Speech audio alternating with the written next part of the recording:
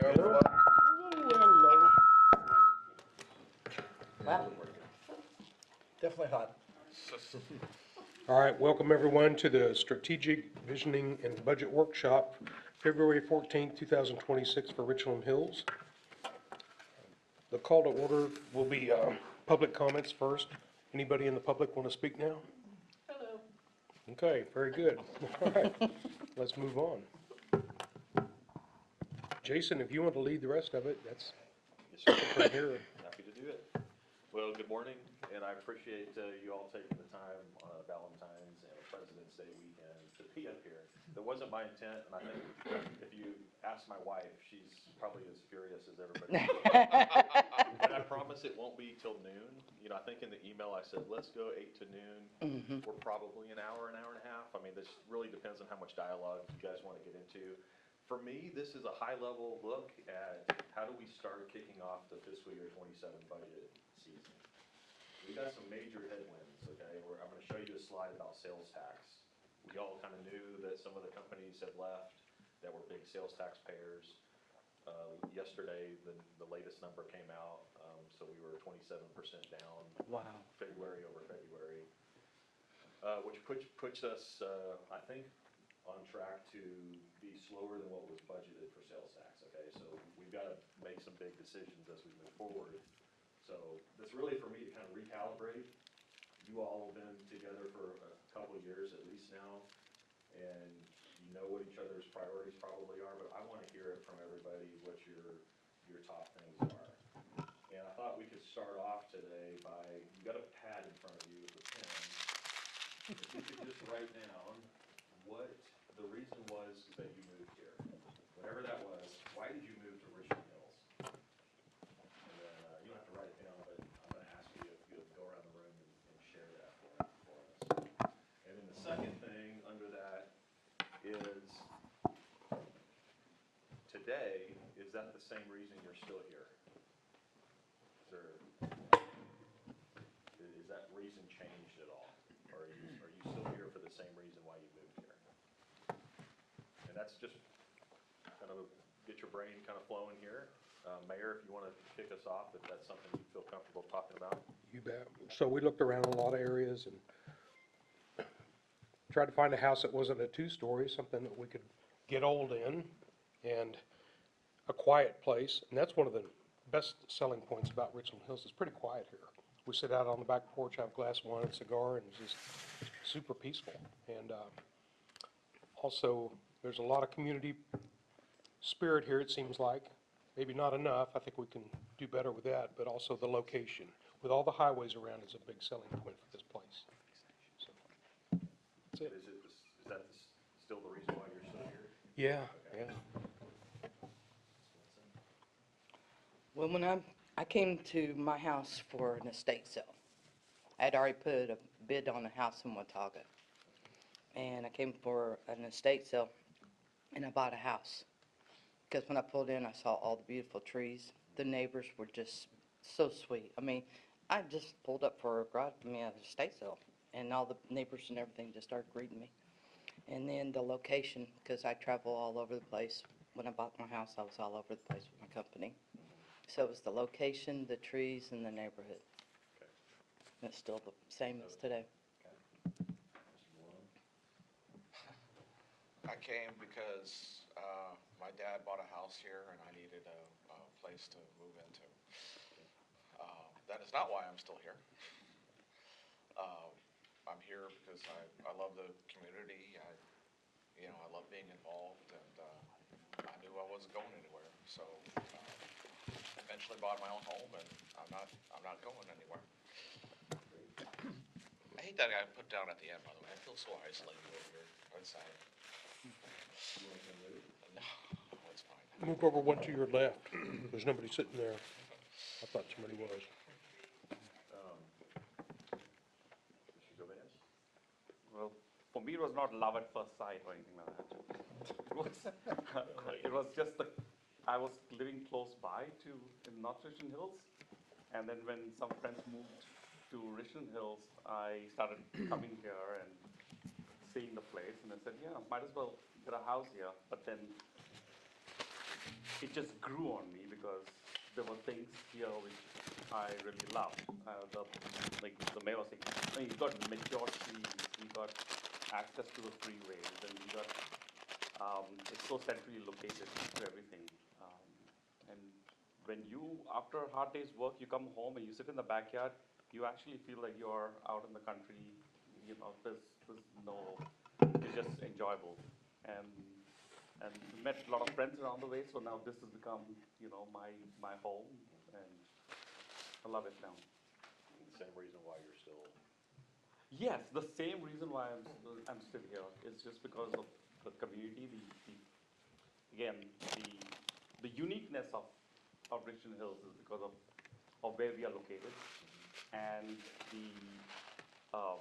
and what I love is those big mature trees, which gives that privacy where I don't get, we don't see in new developments or other places, it's more cookie cutter kind of homes. Here is, so it's, yeah. Mr. Witt. I live here because I made a promise to my wife one day, which was a really dumb one, but, she grew up in Richland Hills, and I used to get, on Monday mornings, I used to get on a plane and go across the country and come back on Fridays, and so I bought her the house so she'd be close to her parents, and she always wanted it. And, I just wanted somewhere where I could get to the airport, not on a freeway, every week, and so it was a great location, and so, You don't travel anymore, right? no, sir, I don't. You plan to stay here for much longer?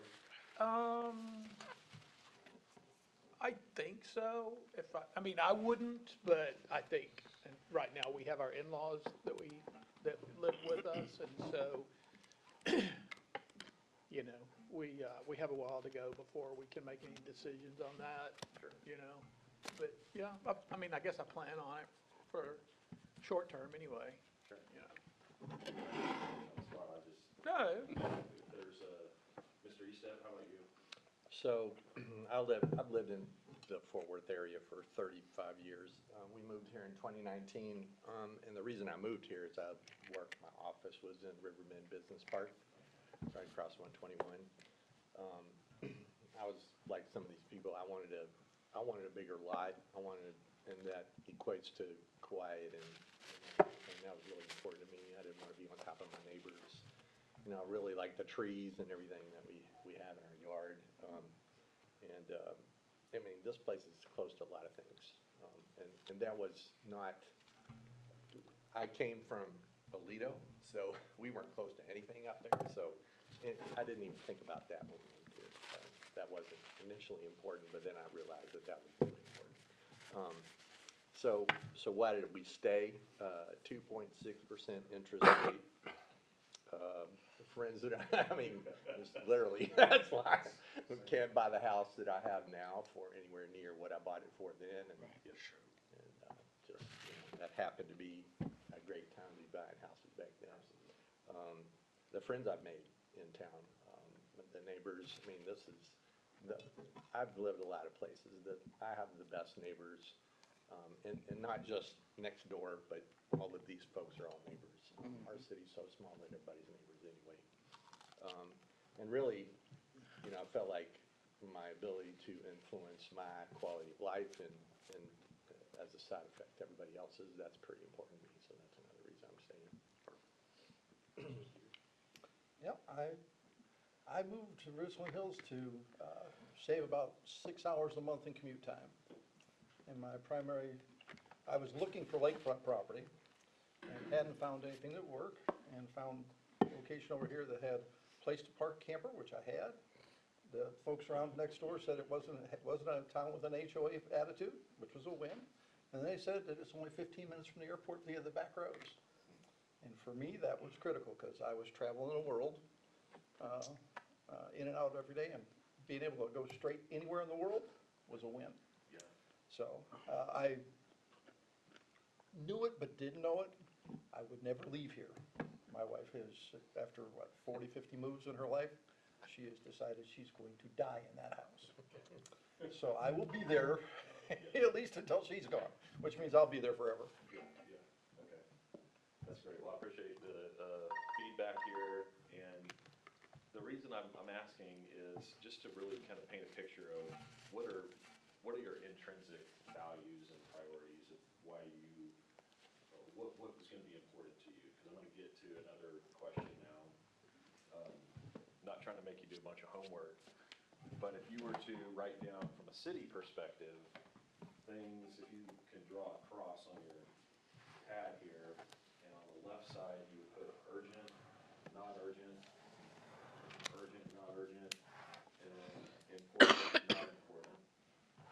So your upper left quadrant is things that are urgent and important.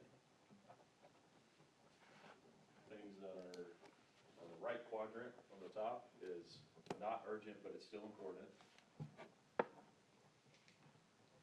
then our bottom left quadrant is not important, but urgent. Yeah. And then not urgent, not important. What would that be?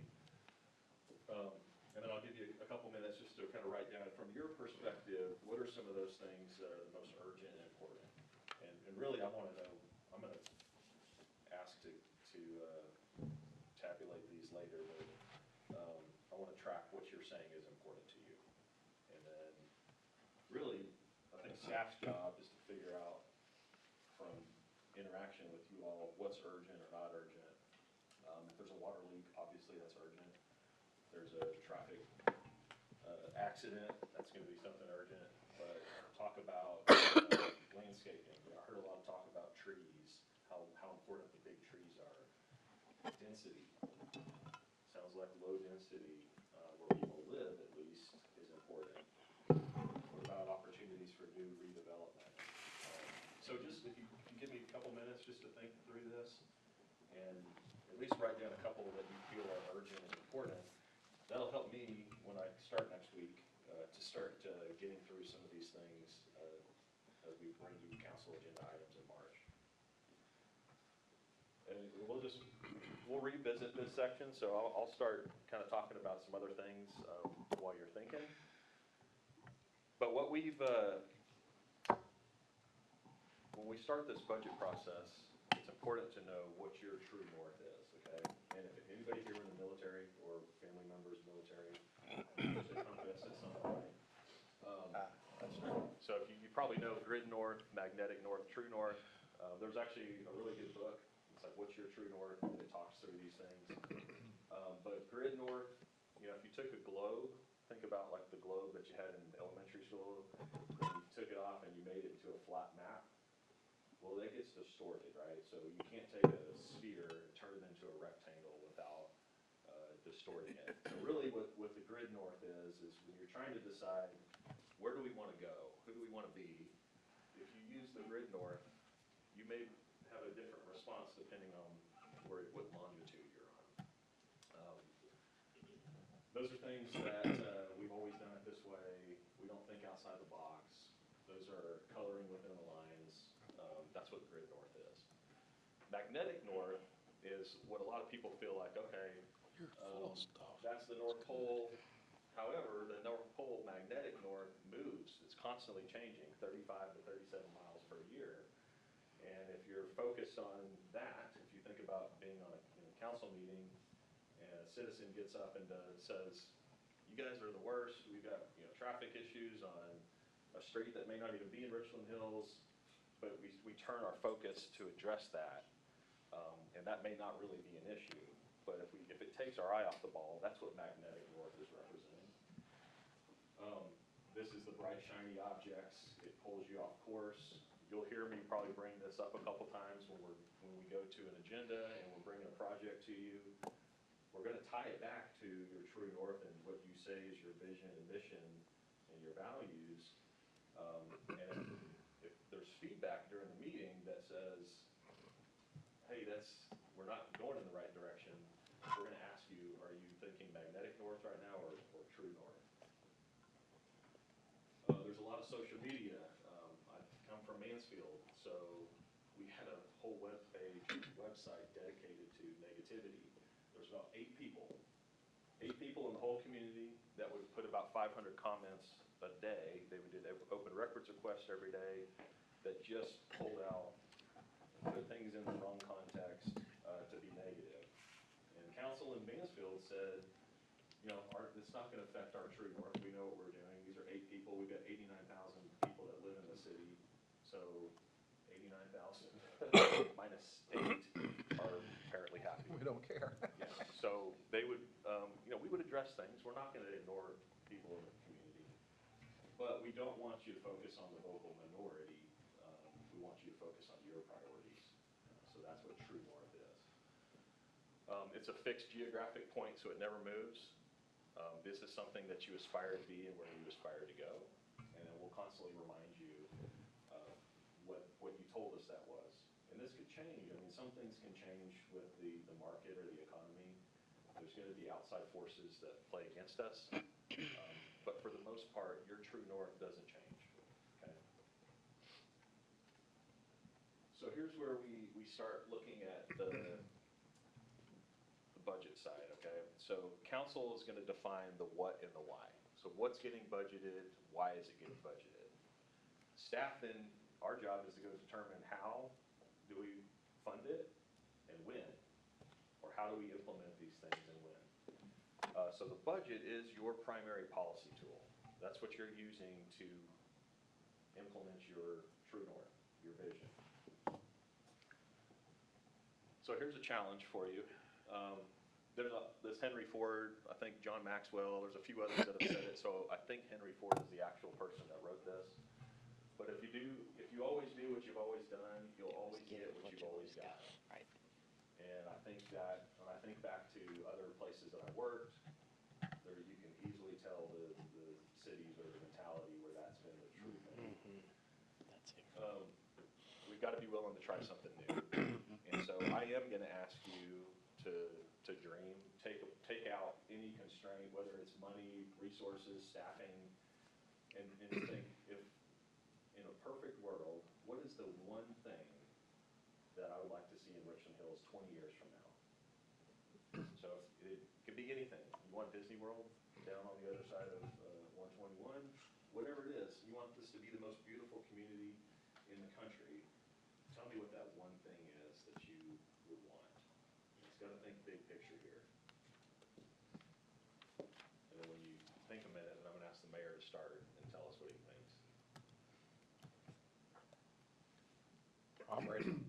All right. Yeah, so we've already talked about Glenview enough, you know what that is, but over on Hanley-Ederville, on the east side of Hanley-Ederville and to the south of Baker Boulevard, and 121 to the north of that, that area is all distribution warehouses, and there's some manufacturing, light manufacturing over there and all too. I've always had this idea for the, I guess probably, well, not always, but probably the last 3 or 4 years, that could be a design district. Dallas has the Dallas Design District. Fort Worth doesn't have a design district that I know of, and it could be Design District West or Design District at Richland Hills. But that whole area over there, and possibly the area on the other side of 121, could spread out over there as well too. That's a big tax value for Dallas, and I could see that bring a lot of people here. That brings high-end stuff here too, brings better restaurants around too, so it makes it more of a destination that people are going to go to when they need design Can you assistance. please explain what a design district is? Like interior design, you go over there and you pick out fabrics, you pick out flooring, you pick out colors, furnishings, Oh, all you're those talking things. about for retail. Yeah, well, No. like if someone's gonna build a building, or they're gonna build a home, or whatever, they go to these areas and they pick out everything, and so it's a high-end, typically, the use is, and you get really good rugs in there, those kind of things that would, so Dallas has all that in that, close to the market hall and all. Yeah. But it's on the other side of the freeway. Yeah. It's pretty neat, it really is. You can walk in there and you can get anything you need. And it comes from all over the world, so this becomes a destination for us. And it's a great hub. Okay. That's way cool. I hadn't had a chance to Yeah, I shot out first. No, no, so- no, no, you're fine. You Y'all gave take me your an idea time. because I was like, I didn't know what that word meant, so. Well, I'll go. I mean, just, I haven't thought of a design district per se, but that is a good idea. I don't think Fort Worth has one, but, just some type of destination. You know, I think of like Addison, relatively small city, bigger than us, but relatively small city, population-wise, but they have a huge sales tax draw from the amount of businesses they have, restaurants and other type of places. You know, they have the Improv Comedy Club out there in Addison. You know, just people come in, and they really have focused hard on that for many, many, many years, to make that a destination type place where, hey, there's a lot of money coming in, where the residents, are getting taken care of from that money. You know, their fire and ambulance shows up really quickly. They've got plenty of money. So, it's gotta be something like that, whether that's on Glenview, whether that's on Hanley Interville, there's gotta be some type of good draw to, get people to come into our city and spend some money. So destination, restaurant, retail, entertainment, but kind of bringing outside money in. Exactly. We can't, our population's not big enough to spend enough money here. I can't spend enough money here to help our sales tax significantly, so none of us can on our own, so. Sure. For me is the reason I'm still here and the thing is because of these corridors, right? Because of the closeness to all these freeways and all. That's our asset, these corridors, where if we want to keep the small town feel inside the city, where everyone enjoys their mature trees, we need to build the corridors outside. And what I would like to see is that we build these corridors that are, they are unique.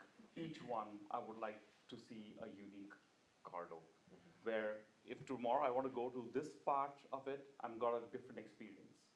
And and it should be walkable, it should be safe, it should have trees or a little bit of, or greenery or something like that where, you know, we can just walk around and enjoy an evening and we can shop, we can eat.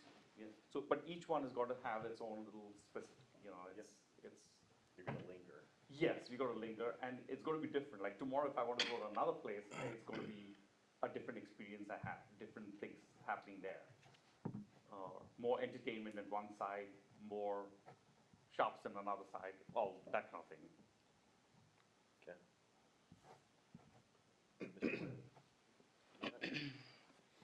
If money was not a constraint.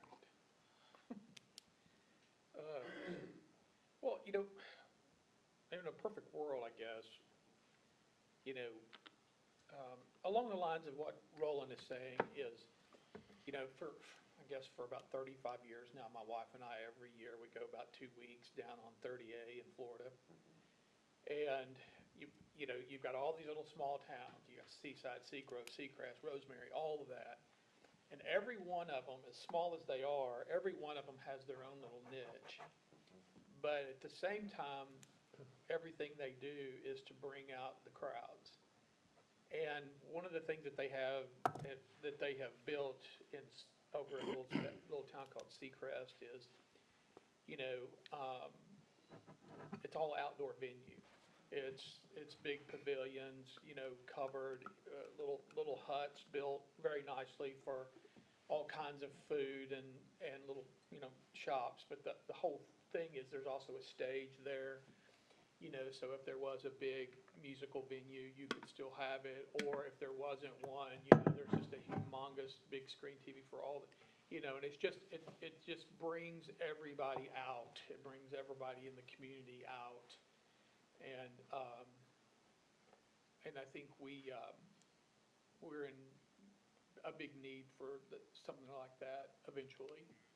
You drive your golf carts there too, right? That is correct. My son likes to drive think to that's- those little Yes. snow cone huts or Lots of walking, lots of biking, lots of golf carts, right? It is, and, yeah, and it's just, it's a great feeling. It's a great feeling of pride, and it's a great feeling of, the neighborhood and so forth, and so.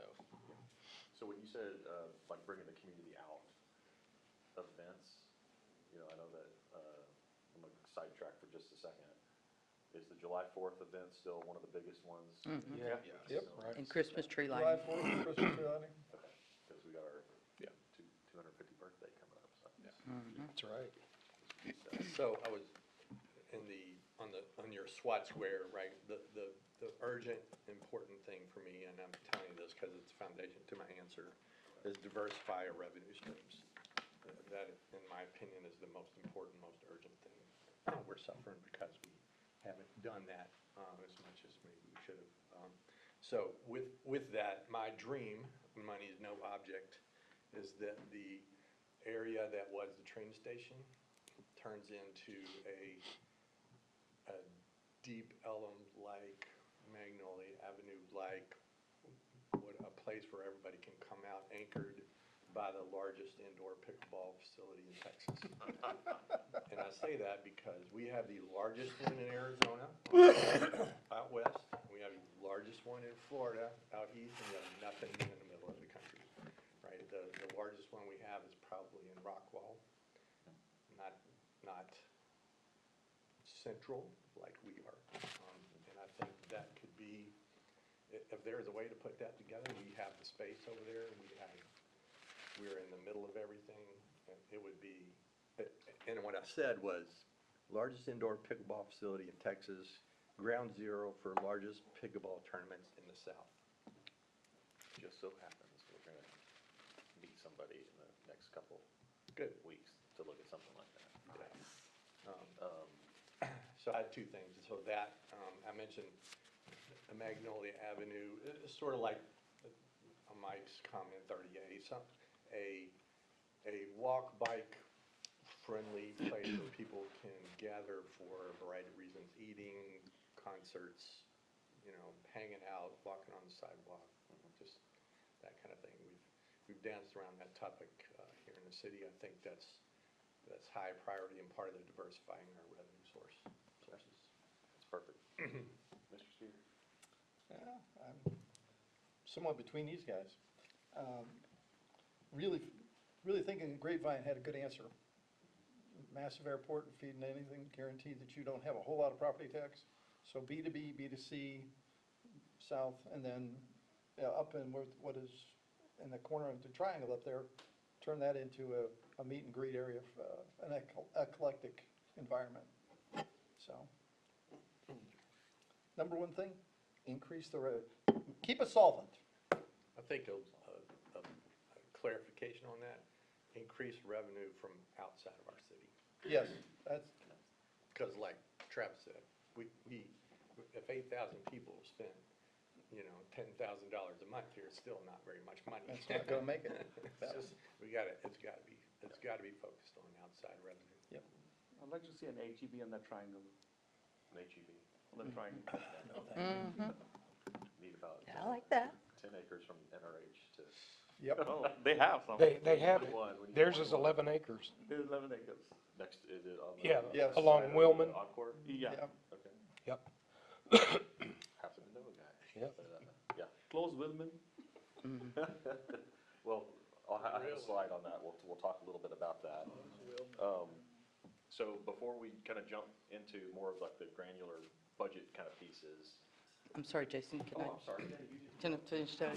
I'm sorry, I didn't have an idea until, I didn't understand what that was about. So, mine I would say for Richland Hills would be the appearance. Because if you think about your drive to Richland Hills, coming down 121 or 820, either direction, or coming in from Baker, from Hearst, or from Haltom City, it's trashy. It's just trashy. We might have nice road, and we might have nice curbs, but then the businesses and the yards and stuff are just trashy looking. I mean, I was coming down 121 yesterday, and I was like, I would just keep driving past this city Because it's very trashy looking. Because you got the trash dump at the next exit, and as they take it and come back, there's trash everywhere. And it's like maybe once every 3 months, the TxDOT comes and cleans it. I just think that's not, but, so I think something to do with beautification, that we can involve Parks and Recreation and residents, because we got lots of residents in this city that they were really, really, like that beautification program that they had. But if we had Parks and Recs to work with them and kind of help keep them, centered, I think, I don't know what happened in the last, I've heard stories, so I don't know how factual that is, but I just think something to make the city just stand out and look good, and make you want to pull in there. Okay. Is Keep Richland Hills Beautiful still, Yep. Nope, they're gone? it's gone. That's what I'm telling you, that's, Defunct Okay. right now. Everybody moved who was on it. We might look at that. I mean, there's the green ribbon grants and things for TxDOT that we need that entity to, be able to help, but, appearance, I get you, okay. yeah, because even if you drive down the service road, there's, on the resident side, it's, I mean, you can just see it. The guys do real good in Public Works trying to keep it all cleaned up and stuff, but, I know a lot of cities are supplementing TxDOT's contracts to do what you're saying is, a lot of times they mow first, and then they come back and pick up the trash. And it's like, well, let's pick up the trash first. So I know, you right. Shred it. right. But it's just an efficiency thing that they've determined is the quickest for them. But what you can do is increase mowing frequency or trash pickup and supplement TxDOT's contracts. And they're allowing cities to do that now, so just a heads up, that those programs exist. Have you ever sat at the, if you were headed south on Hanley Atterville and you used to stop at, the freeway right there? I mean, just right there out your window, it just looks like a dump truck just unloaded right there, 24/7. Yeah. 365. Well, and then most of the time you Because get the those smell. fences are all broken. Oh, they're all broken. And they've got all this other stuff going on, so trash goes and gets stuck in these metal. Construction vents. Yeah, so we need to just clean that out. And Yeah. Because if you don't clean it, it's gonna keep coming back. I'm talking about the problem with the fence, with the chain link fence and all that stuff, and the brush. So, some things we'll look at is berming with some big trees, like there's some ways to separate and it kind of keeps the trash on the TxDOT side, that we can look at. Since we don't have HOAs, that's one of the downside, is you don't have these kind of perimeter landscape treatments, setbacks that you can have that's not maintained by the city, but by the HOA. Grand Prairie had the same problem, and they Yes, they ended did. up creating a bunch of maintenance PIDs, public improvement districts, to address that. So they created these PIDs, and homeowners kind of voluntarily put it together. And that created the opportunity to go fund some of these things that not all the people in the city of Grand Prairie had to fund. So there's programs like that. We'll come back and present some different things, but there's definitely enough info here that you've given us, I think, to get started on what we'll deem as your top priorities, okay? And we'll get into that a little bit more here. This is what you adopted in May of 2023. I know it's kind of hard to see, but you've got your vision statement, your mission, the values, your 6 goals, and then 30 or so strategies for each one of those. And this is exactly what you need. How do we keep this off of a shelf and into action? And I think that when I've looked at a lot of the agenda items here recently, at least I could point to most of these things, which is great. So staff's doing a great job. I think one of the things we might do is maybe label that as a separate thing if it's not already in the staff report somewhere. That way you know that it is actually addressing one of your strategic priorities. So this is May of 2023. Every one of you were on council then, right? John was. I wasn't, Mike wasn't. Okay. However, totally supported. Okay. So I don't want to change anything, but I do want to just have you reflect on it, because you do have a couple of people. If you were to, if you wanted somebody to describe Richland Hills 20 years from now, what one word would you hope that they use? 20 years from now. Not what Comfort. you- Comfort. Paradise. Prosperous. Vibrant.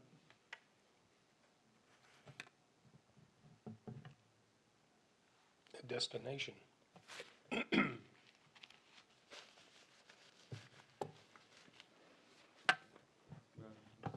some more too. Now, I could already kind of assume what this next one is, the differentiator, just based off some of your answers of why you moved here. But, what's the one thing that you think Richland Hills does better than anyone? Mr. Wood, I'd be very curious because of your response on, close to the airport and things like that. I know traffic's changed, so maybe being close to the airport isn't as functional as it once was. Is there one thing, though, that Richland Hills does better than any other city, really in our area, not across the country, but just in our northeast Tarrant County area that you could point to?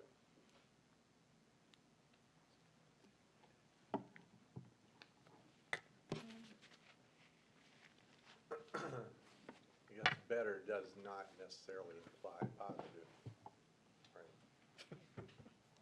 That's true. I think we're good at hiding in the metroplex.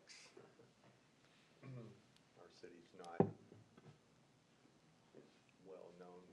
I would say 30% of the people in the metroplex doesn't even know about this city. Mm-hmm. Oh, It's the old prospect. I think you're being very nice. Yeah.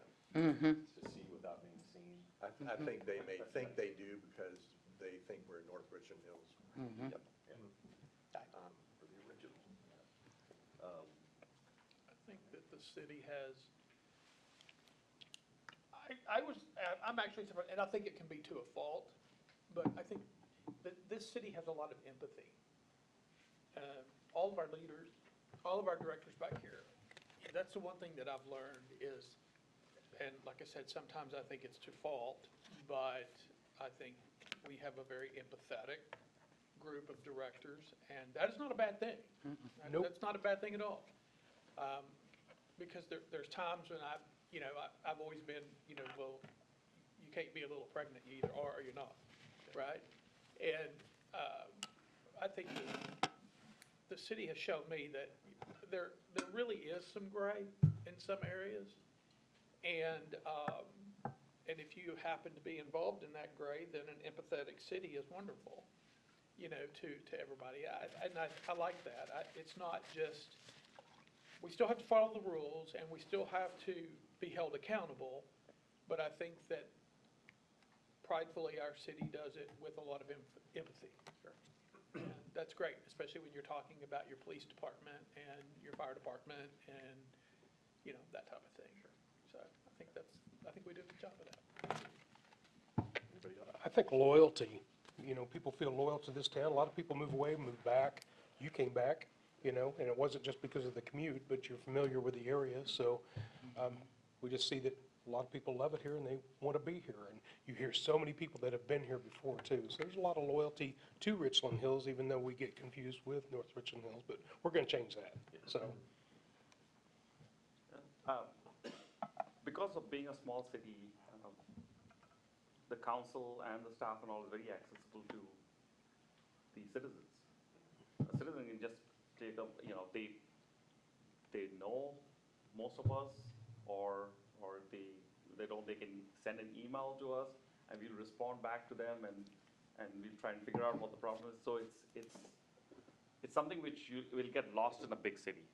it does. So that's, they can get, yeah. Okay. I think, I'll add one more. I think we've done a good job, whether intentionally or not, of balancing our revenue types from property taxes and sales tax. I think that's pretty unusual for most cities. I think we've done a good job of that, so Good balance. definitely a differentiator. We have a small town feel too. We've continued on with that. Yeah. That's bigger than, Well, that's great to hear that the That's an two important thing. kind of events are still signature events. Yeah. Because those were always big. right. Yeah. Because I think we still have about a handful of people that was born here and now live in their parents' house or their grandparents' It's house, all over the and they place. was just raised. I think there's a lot of people that are still here that grew up here. I mean, I had a contractor the other day that lived in Richland Hills, went to Richland Hills. He's like, I was a rebel. And I'm like, okay, I don't know what that means, but, I'm assuming that's the high school? The Okay, mascot. the mascot, okay. Yep. I didn't know what he meant. I thought he was telling me he was gonna be a troublemaker to me, but I mean, it was amazing that most of the people that come, that I meet, that don't live here, they know of this place. Yep, they do. So, That's true. It is very, it's a family, it's a clan. It is very unusual for people from outside to join, and those that join tend to assimilate and embrace it. It's seeing some of the neighborhoods kind of go from, hey, this was my grandparents' house, to the parents or the grandkids now. You're seeing that a lot. Even when I was here before, we would see some of those permits come in, and it was the grandkids moving in. It's the house that they could afford. Right. it's a handed They're down or not- something. Well, it hadn't been appreciated 5 times, you know, like some of the Right, permits before that. exactly. Which can be bad. Yeah, that's right. So here's what I'm gonna ask for, and this is going to not strip away anything, and I don't want any departments here to get uncomfortable, because we're gonna look at the top 6 goals, and I want you to tell me if funding dropped by 30% next month, sales tax, what are we not doing without? What do we have to keep funded, the top 3? And we're still gonna fund the others, but we may have to manage expectations a little bit within them. And so, I'm not asking you to put, you know, public safety and infrastructure and quality workforce, like, put them against each other, but just in these buckets, as we're talking about budgeting, and even as we go through this current fiscal year, what is the top 3? And this is gonna help us get your direction and then get that into a laser focus as we put together the budget for '27. So, question, Jason. Is this absolute or relative? Like, for example, if I think we're doing a great job in public safety, then I don't want to prioritize that as top 3. But if it's absolute, then that would be. Well, if their funding went away tomorrow, or some of it, would that impact Right. what you feel they're delivering today? And the answer is yes. Yeah. So if you love what they're doing, then we gotta keep them in that top 3. I understand. And same with, the next 3. We're gonna talk about the phased approach. But, again, if we're losing some funds, without debate, what are the things that you're gonna keep, the top 3? Without trying to get creative on contracting things out, or, there's gonna be options, and that's our job as staff to figure out how to present them to you. We just want you to tell us this is the absolute critical number 1 thing. Public safety, quality workforce, and economic development. Exactly. That's what I had. Okay. Yep. Okay, I'm gonna repeat those real quick. Quality Public safety. workforce. Yeah. Economic development and quality workforce.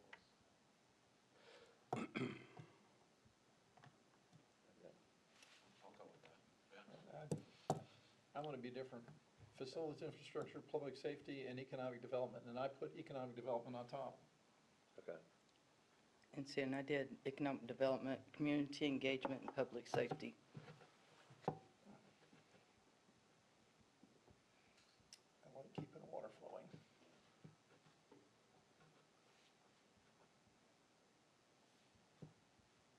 Okay. So this is the list, and I've written these down so we don't have to go into it, but, from what everybody said, public safety, that's obviously gonna be in the protected list.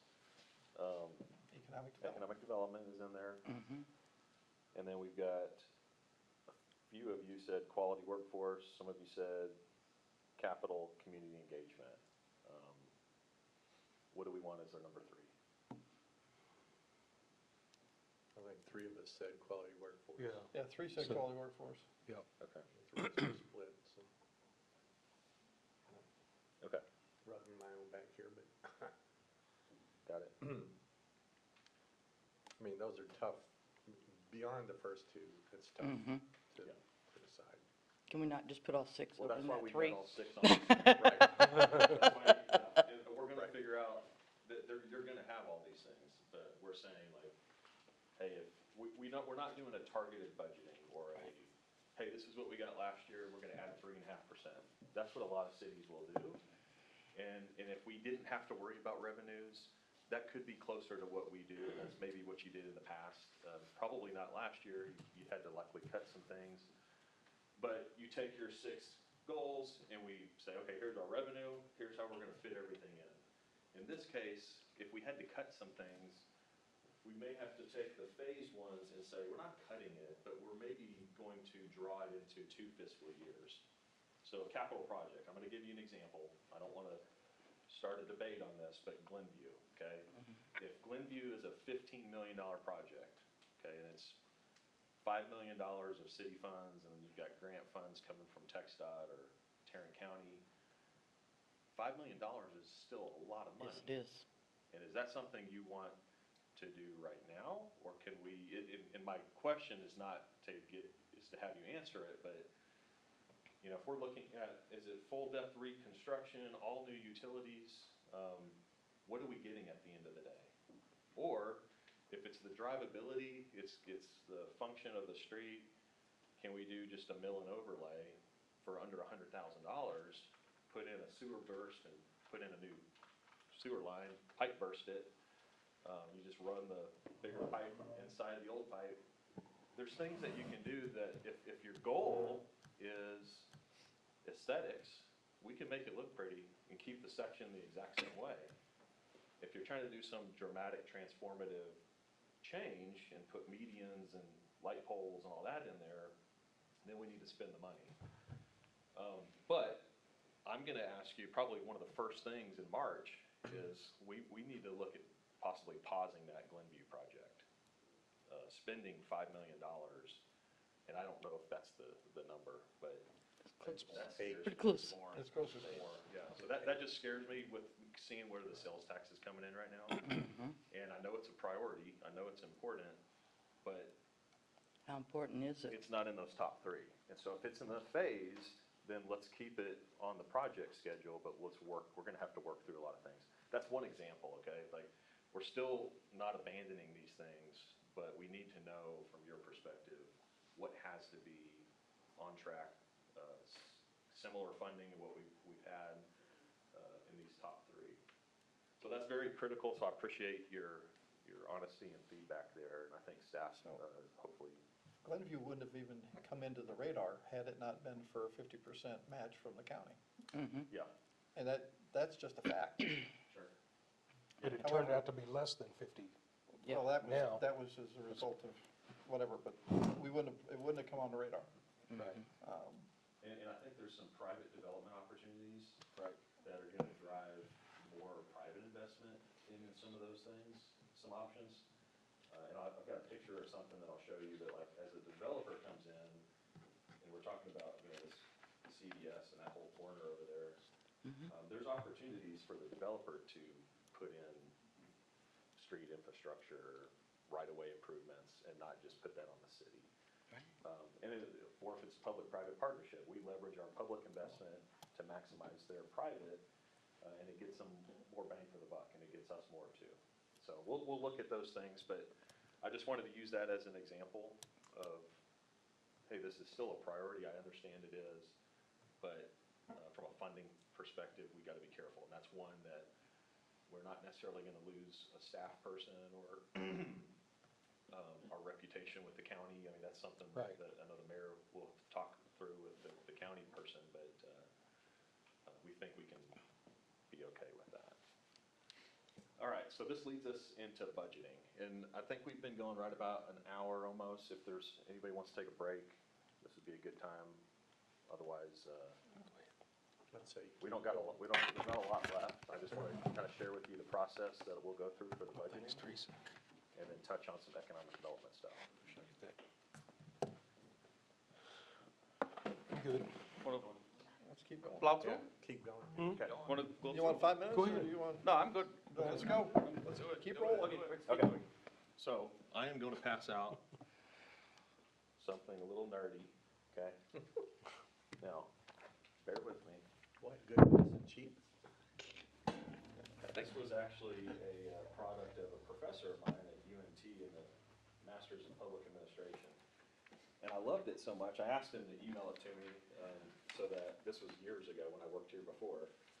And we were looking at this, we didn't tell staff at the time, but when we were putting budgets together, this is how we were doing it.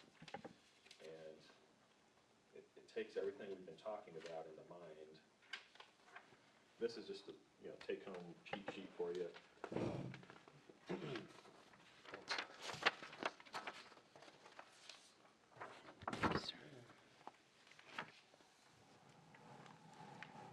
For those in the audience, we'll get you copies of these, okay?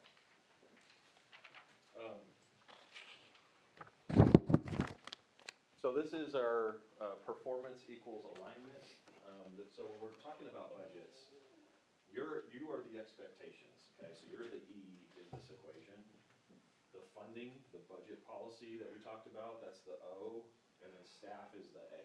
Okay, we're gonna be performing these things with the money that you grant the programs and meeting your expectations. So obviously, E equals O equals A is aligned, right? That's the ideal scenario.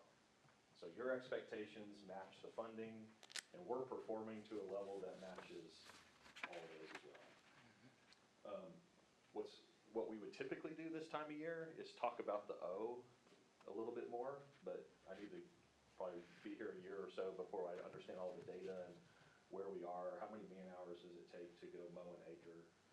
We'll have some granular info that I'm sure Eric probably already has, but if it takes X hours to, mow a park, and we're funded to where we have half of that, either your expectations would need to be half, the level of service, or we just mow every other week or once a month, and that's we have to manage your expectations with the funding that we have. But we need to be able to tell you, if we cut this funding in parks for mowing, this is what the result is, so that you understand.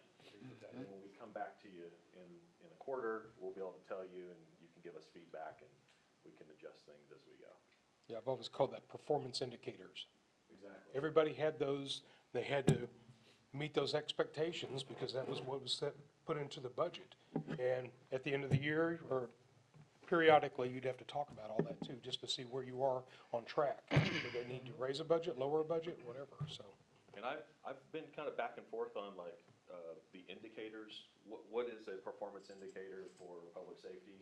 Obviously, if nobody commits a crime, police department may not have had to go out anywhere, right? So if nothing ever happened and they never left the office, but you've got enough people on the streets, so there's some things that you can't really just measure black and white. And even the mowing scenario is a good example. It's there's outside control, whether the equipment we have, how much gas costs, there's other things. So we don't want to necessarily just put the same metric to everything and look at outputs. We'll look at the outcomes. And that's really where the A is going to be a little bit different than between different departments. So you're not going to see the same, here's how many calls we had, here's how many responses, well, what was the time, and how many lives were saved. Those are the outcomes versus the outputs. And it looks like they already do a great job, staff does, on the departmental reports for those things. But we'll just be able to tie this into the budget process, so that as you're telling us this is what you want to fund, we're going to be able to tell you what you can expect from a delivery standpoint. And then it's our job to manage the A, right, the actual performance, to ensure that we're meeting the optimum.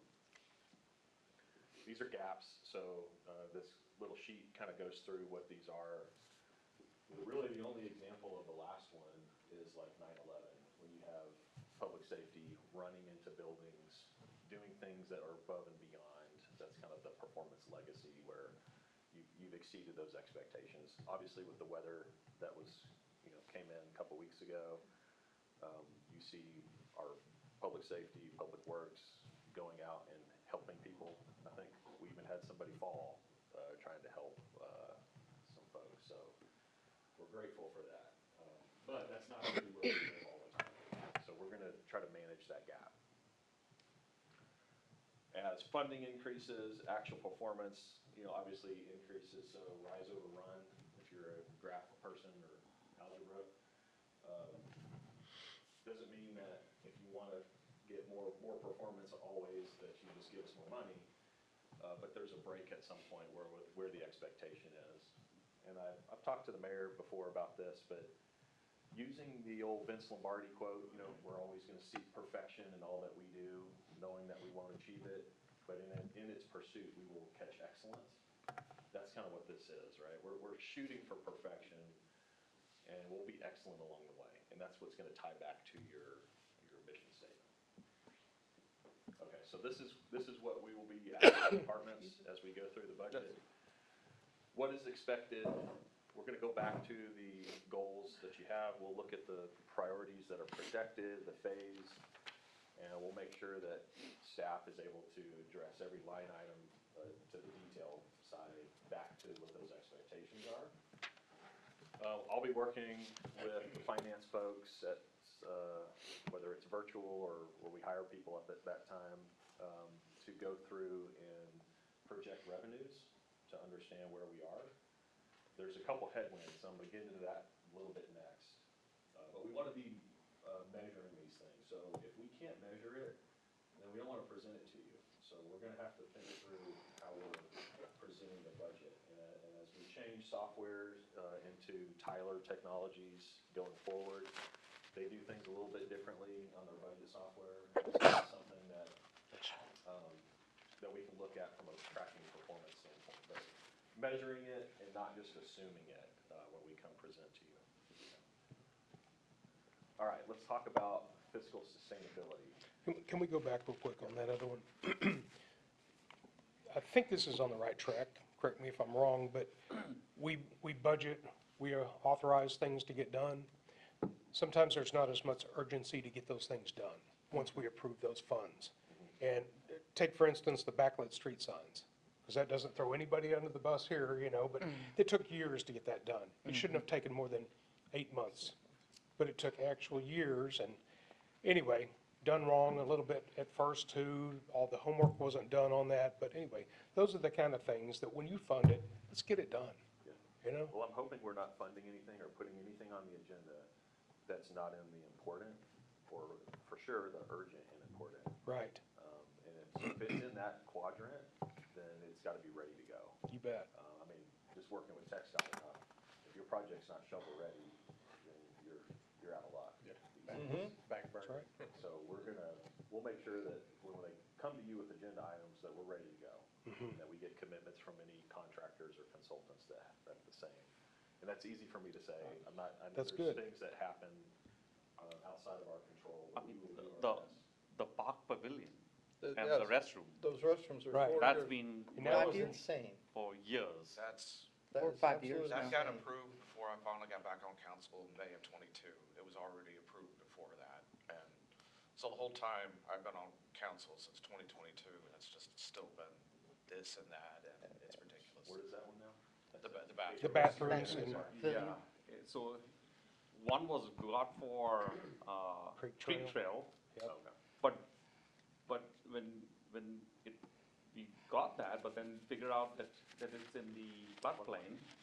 And so now you could do all that, so yeah, exactly, so you could do that, so it was lying here somewhere, and I mean, and now it's going to Rosebud. Rosebud.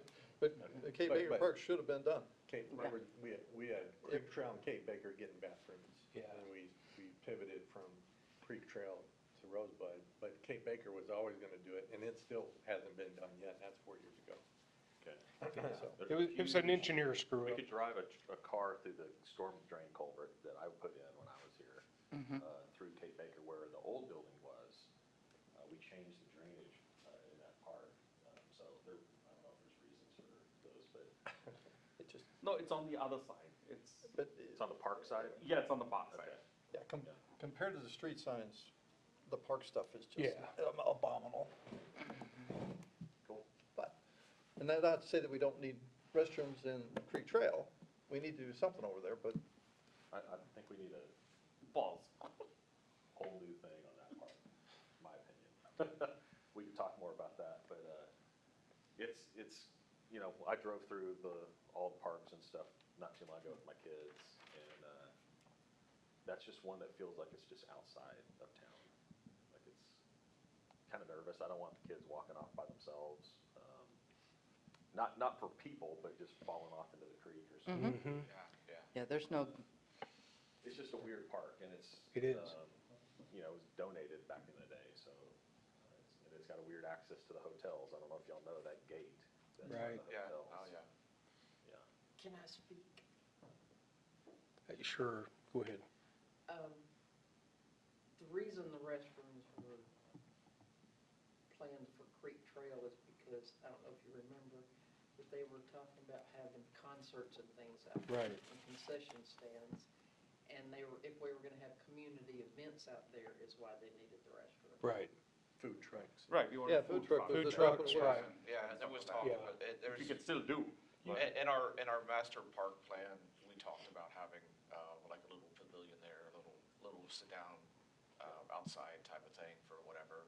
And that's because that park is, I mean, it's, if you didn't know it, you would think it's probably Hearst or whatever. Right. It's close to the mall and all that, it's, so, Nobody knows it's Richland Hills. yeah, yeah.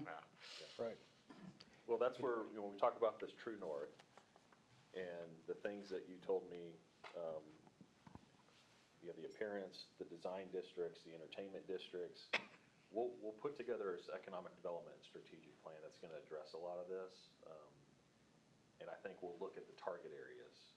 And you may be shocked to see a couple areas where I think the developer community would be more interested in partnering on a deal. And it may be, completely outside of Creek Trail. So, I mean, if the entertainment district where you're gonna have really cool food trucks and things like that, it may put some of those projects on the back burner, until you can work with the private sector on funding. But we'll get into that. so Jason, I was gonna ask you, from what you understand in the city manager position, when we get bids from the staff on certain projects, I would like personally to see the individual bids, so we kind of have an idea that we can make the choice of which ones. And then I would love to see a timeline on those, because when there's not one, it could be 5, 6 years. And I would like to see the timeline be held to accountable. And if not, then take it back to the business that didn't fulfill that timeline. When things take so long to get done, people get aggravated about it, all over town too. I mean, you spent the money and why aren't we doing this stuff? So it's, anyway, that urgency is there for sure. Totally get it, yeah. Okay. We have to answer to that. Yes, we do. Trying to keep people informed when it takes 4 years is really hard, because by the time something happens, they forgot that it ever, it's like, we never said anything. It's like, oh yeah, 3 years ago. And costs go up, And then the cost escalation, goes and then up, you've got yes. change orders. You gotta So- change everything again. Well, I made a good living on change orders. and I tell you what, on Latham, there was a little bitty part of the road that was dug out. And it was like that for quite a while. And somebody I know who lives on that park, not my dad, but someone who lives, way on the other end. But, guy I know loves me. Always is excited to talk to me about the city. He sent me the nastiest email about this little hole that was sitting there for a while, and nothing was getting done about it. So, yeah, even the little things, people get really mad. Jason, my chicken scratches here on my, Perfect, yeah. can't read it, holler at me. Have a good Have weekend. fun, good luck. Mayor, do you want to pause for just a quick sec? Yeah, good. Sure, that's fine, let's do. 5 minutes. Yep. Some more coffee? No, I'm good. Just drinking water now.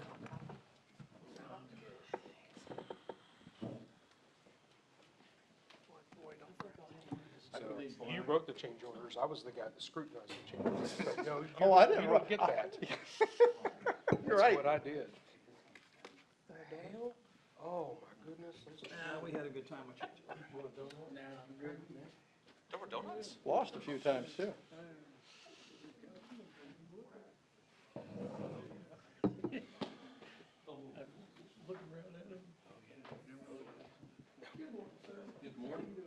You were laser focused. Doing all right? I'm doing great. Good to see you, sir.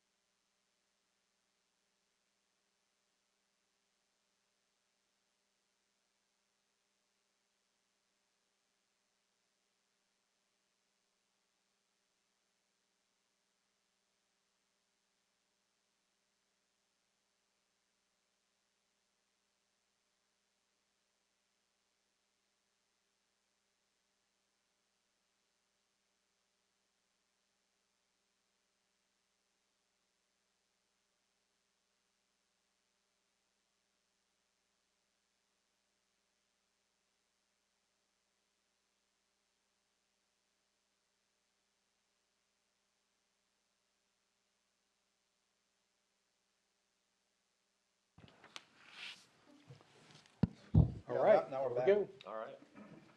Okay, so fiscal sustainability. So this slide, I've seen it in every city I've worked in, or in some capacity, but, we're gonna have some hard decisions, and that's kind of a reminder of, you're gonna have to make some hard decisions, so we're not kicking anything down the road. That's the key. All right, so tax rates. We're gonna talk about property tax and a little bit about sales tax. There's some, in 2027, so when we're developing the fiscal year 27 budget, we'll hit calendar year 27, that's the next legislative session, and there's likely gonna be some pretty big pushes to change some things on property tax. Yep. Governor Abbott's already made his list. Lieutenant Governor's put out his list. These are the things that Texas Municipal League has identified as, probably some of the scarier things that could happen to a city. And, as a homeowner or a business, you may like these things, and that's okay. We're not saying these are bad. What we're saying is they have a huge impact on the fiscal sustainability of a city. So, number one is putting a cap on all spending. So, obviously, we want to be careful of, just raising our growth by 3.5%, 4%, 5% every year. We're not going to just do a blanket increase, but some cities do that, and that's what they're trying to address. But right now, that 3.5% is only on existing property, real property ad valorem. Okay, it's not taking into account sales tax, franchise fees, your other revenue sources. This is saying, no, we're looking at all of your revenue, even new construction, and we're putting it in this bucket. So today, this is the only bucket that's capped. New construction, so if we get a new building coming in, that's always outside of that cap as of right now. They're saying that gets capped. So all these sources here would fall under that 3.5%. Wow. And that's what's, it's scary because it's such an unknown. And when you've got 50% of your revenues on property tax and 50% on sales tax,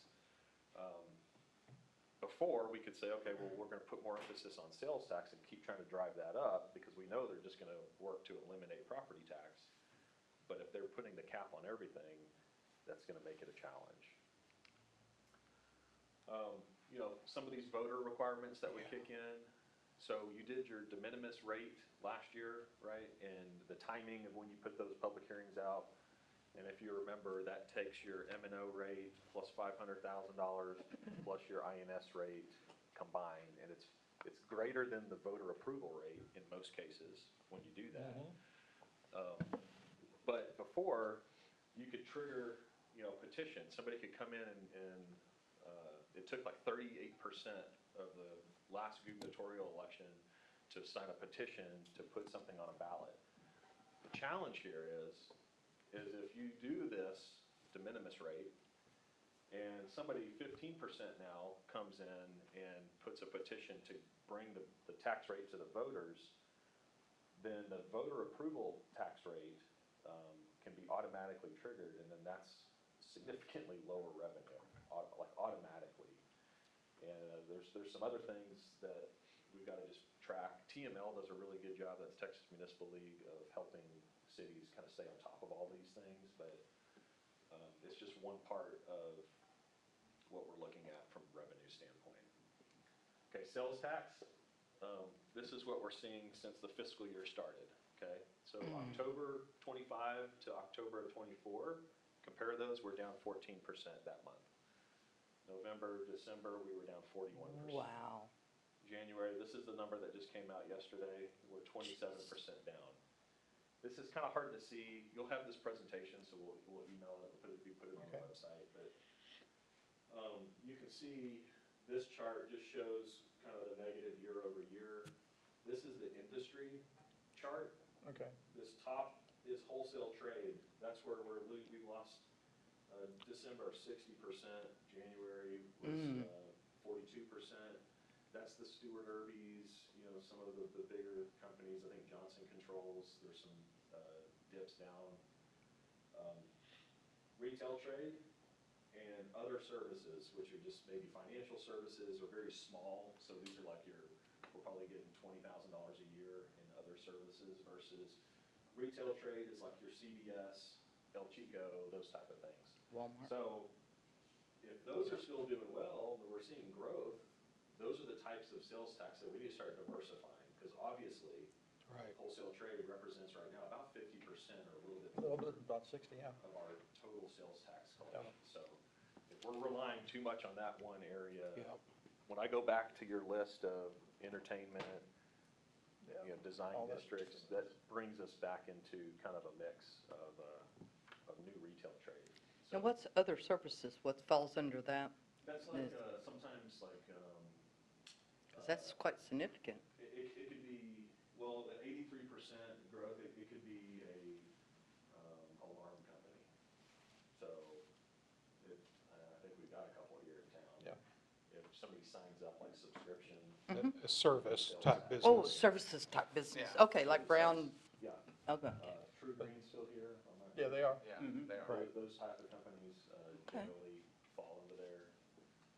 But these even get broken up, these are just like the major industries, and they break up. And so we can tell you actually who's in every one of these through the data that we get. Are y'all seeing this data monthly to council, or they're seeing this? No. No, not monthly. Mm-mm. We can pull them at like any time through HDL, which is the sales tax company, but I think that would be very Yeah, helpful. that it would could just be, be a part of our financial like development report. We'll put that in there. okay. It's very critical right now, obviously, as you can see. Mm-hmm. So, right now, average 25% down after this month we came in. But when I look at the total dollar versus what's budgeted, we're a little bit, right now, we should be close to the 50%, right? We're almost 6 months in. Yeah. So March will be kind of the gauge of where are we 50% of the fiscal year. And then a lot of Richland Hills, if you look at when over time, if we look all the way back to 2014, which is, I have data that far back, at least on my laptop, most of our big months are between March and June. Those are like the bigger months where we collect sales tax. So we don't panic until we get to June, and if those are down 20%, which I don't suspect they will be. I think what's happening, and JP, we'll visit next week about this, but more than likely, the Stuart Irby, the timing of when they left and when their sales tax started going away, we'll hit that point to where it's like right now, they're generating, a lot of money, but when they left in the summer or the spring last year. Well, they leave this year, don't They they? leave June, I think. I was gonna say, I thought we still had them. There's quite a bit, well, there's no sales tax coming in Okay. as of yesterday's Oh. report. Wow. Okay. There was That's a move there. The building on. Because we expected it in May. On the so- real estate side, Okay. again, I haven't talked to JP, but some of the real estate software that I've used says that they've been gone. So Wow. the lease is up. Okay. and they're Well, that's actively- good that we're not going to add that to this. Right. Okay. So where is that? So when did, so which one of those up there would have been, that 41%, does that include the loss of Irby, or is that in the next one under the 23%? Because why would that one be so high, that 41%? I'd have to dig into the actual like detail of Okay. who those were, and we have that data. I didn't have it yet because I'm not officially an employee till next week. So Okay. I can't look at the confidential data. I can Until- see these are all aggregate that I'm seeing All right right. now. But we can definitely drill in and find out. And then, remember, these are 2-month lags. So these are actual collections from September, I mean October, I'm sorry. October, yeah. Okay. So these are October, your February collections are actually from December. So a lot of cities, you'll see the spike in February because people are shopping for holidays. But ours, we don't have a lot of retail trade, so you're not gonna see that big of a number in February for us. So then that December number can go from what you said with Irby leaving in last summer. Right. That 41% could be, That's got to include Irby, that. Yeah. 41%. I'm certain it is, Yeah. yeah. Yeah. Okay. Well, that makes a lot more sense. DPR, was that the other one? yeah, Yeah. DPR was That's the true. sales taxpayer. yeah, they left last summer also? Yeah. Last February, that's right. Okay. So we'll see, again, 2-month lag, but we'll start seeing, we'll be able to drill in and figure that out. Okay. And and then we'll look at that every month. There's a variance report that'll tell us, hey, red flag, these guys are up or down, let's go talk to them, figure out what's going on. And a lot of times, you know, some of the companies are too big to where like, you just walk in the front door and sit down with somebody that's a decision maker. But at least we'll be aware. So that's kind of the point of this is, we see this as a flashing red caution sign saying, don't go spend all the money right now. Like if you've got capital projects on the books, let's tap the brakes. And Right. just get a couple months more, Totally agree. and Yep. phase those, that's why we're phasing those priorities, okay? Yeah. Good. All right, so we talked about this, we talked about the phase. Let's talk about economic development. Oh, like that. Okay, so, what we need to do is increase our retail trade. We need to increase value per acre, okay? Can we do that to the triangle? Yeah, CVS was on that, So this is CVS right here, He's talking about it there. and then here's Glenview. The waterfall. Don't pay attention to the cross-section, Okay, it's not 3 lane. it's, right, This was AI, yeah. okay. Boulevard 26, but, you know, adding, so let me just say this, right now, I did the math, went through TAD, went through, asked our sales tax people to help me estimate. Right now, the entire corner, all the way to Willman, that's in Richland Hills, generates $68,000 a year to the city in property tax revenue, What? and about 75,000, depending on how CVS is doing, which I think they may be closing, is another 75, so about $143,000 in that whole 12 and a half acre piece, Wow. right? So I got it right here. So that's about $11,000 per acre in revenue. So if you think about development, right, per acre, revenue per acre, you can say, what's the highest, best land use? This is separated from the residential, right? You got Glenview. Yeah. Right. So when you're talking about doing something more dense, something different, this is a great area because you're not impacting those low density, those big trees, some of those things that you talked about that were important. So isn't there about 6 or 7 houses in that area? There's a few, right, yeah, Right Right on there. Vivian. Yep. Those are some of the lowest values, just, you know, I don't know what the reason is, but on the rolls, on the tax rolls. I haven't changed in 40 years. Yeah. So, going back to this slide, this one project, we've got 2 people that would build this tomorrow, if the land was there, right? Really? You got City Point right behind. Yeah. That's already fueling Absolutely. part of it. Absolutely, Yes. yeah. Right, justifying the rents, and there's some other tools that we can look at that would help bridge the gap without the city actually giving up the money.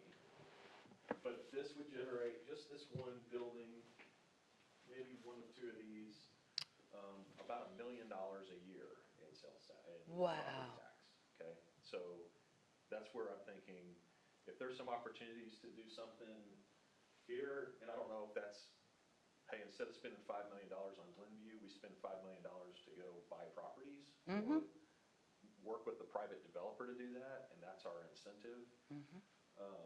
Those are things that we want to look at in this economic development strategic plan. Right. So I don't have You those got- answers or the data yet, but we're You going got, to present I think that we to got you. 3 in EDC right now, right? We've got a good amount of There's money. about 2.5 in Yeah, the a fund good amount of balance. money in our. But EDC. there's debt, so we have a reserve requirement that we have to hit, to keep the debt covenants in place, so we can't go below that. So we'll look at all those things. So So- there are opportunities to create a new TERS in this area, and you can actually leverage TERS bonds.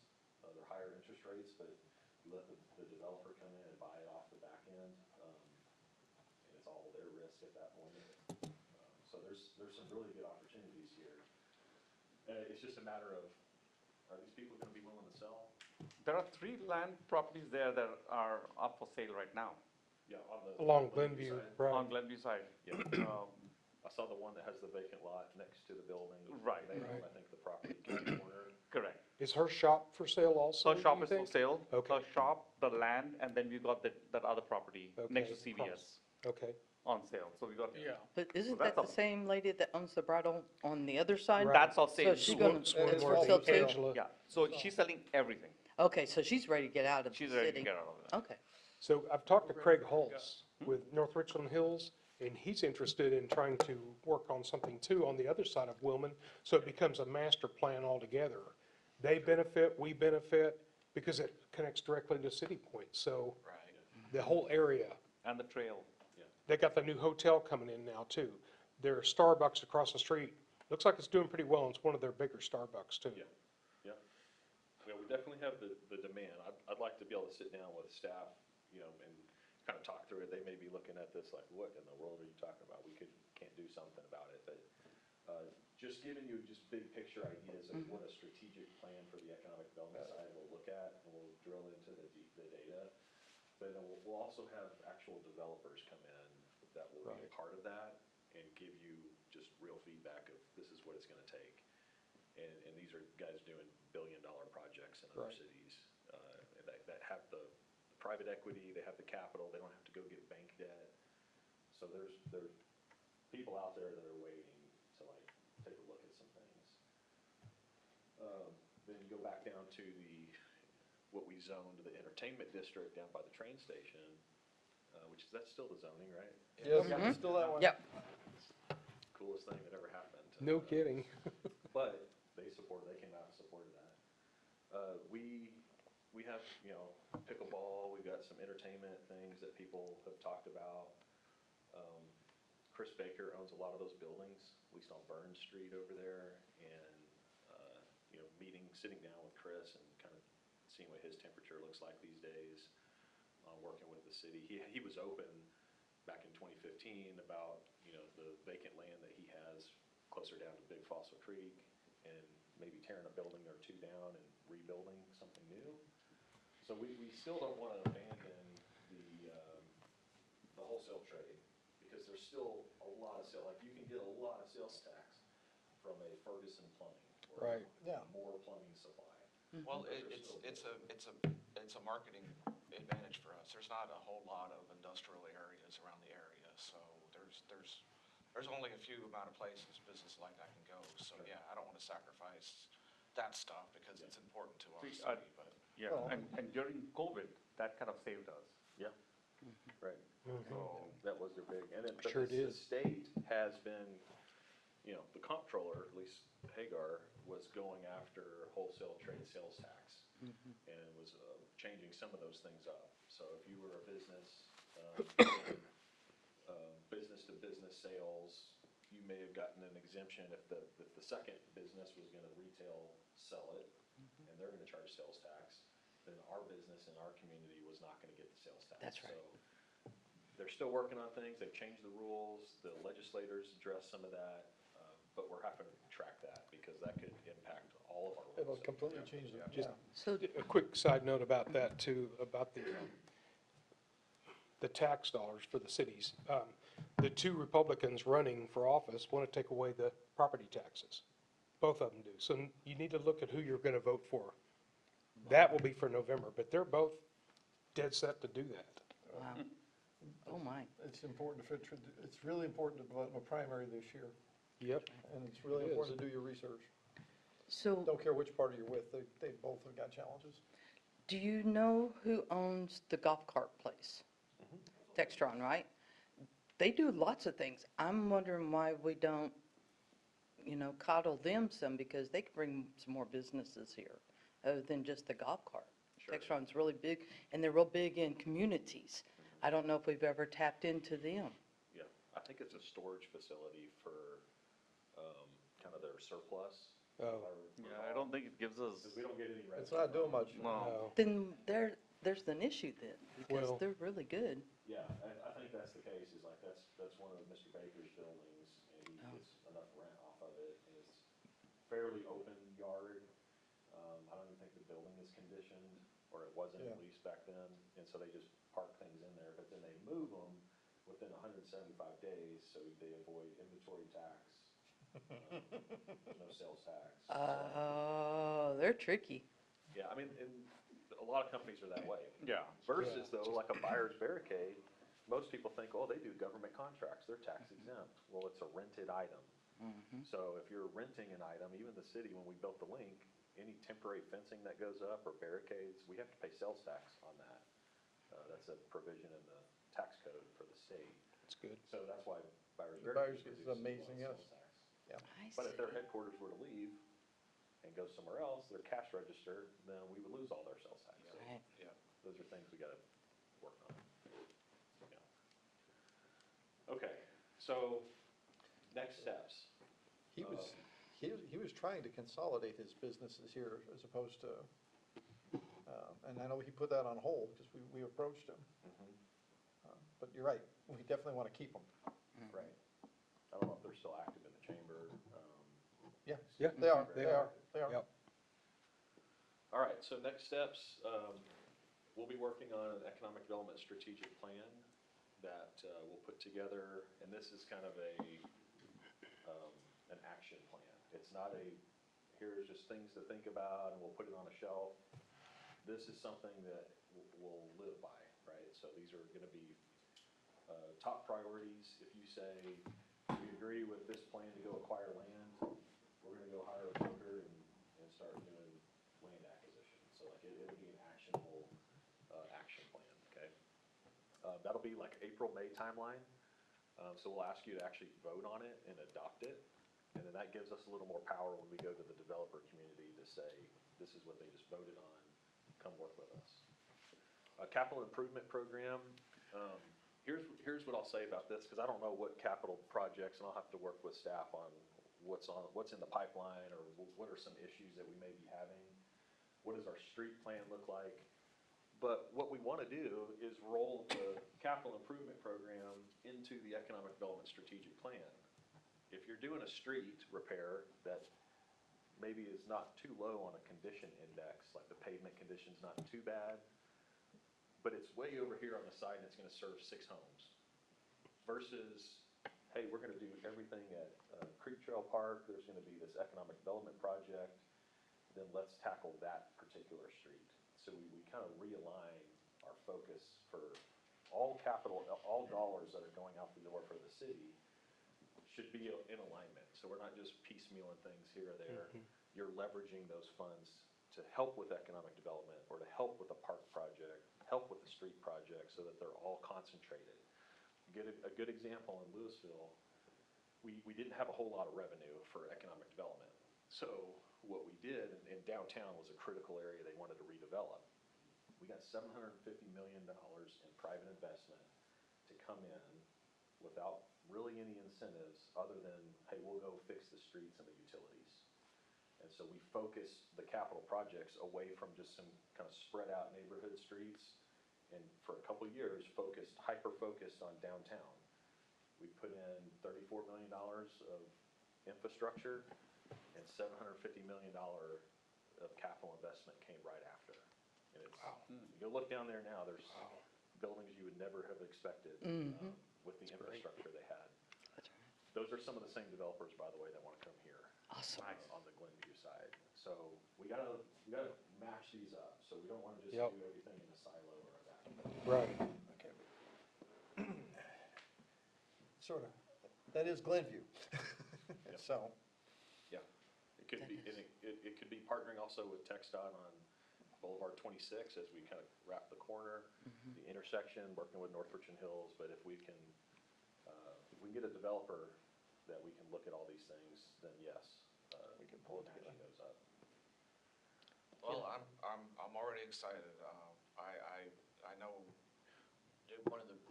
one of your biggest points of coming here was your economic development background. So I think all of us really should rally behind you in that cause, because we need it. Well, I appreciate that. Betcha. Yep. It will take all of you, and I may have told some of you this before.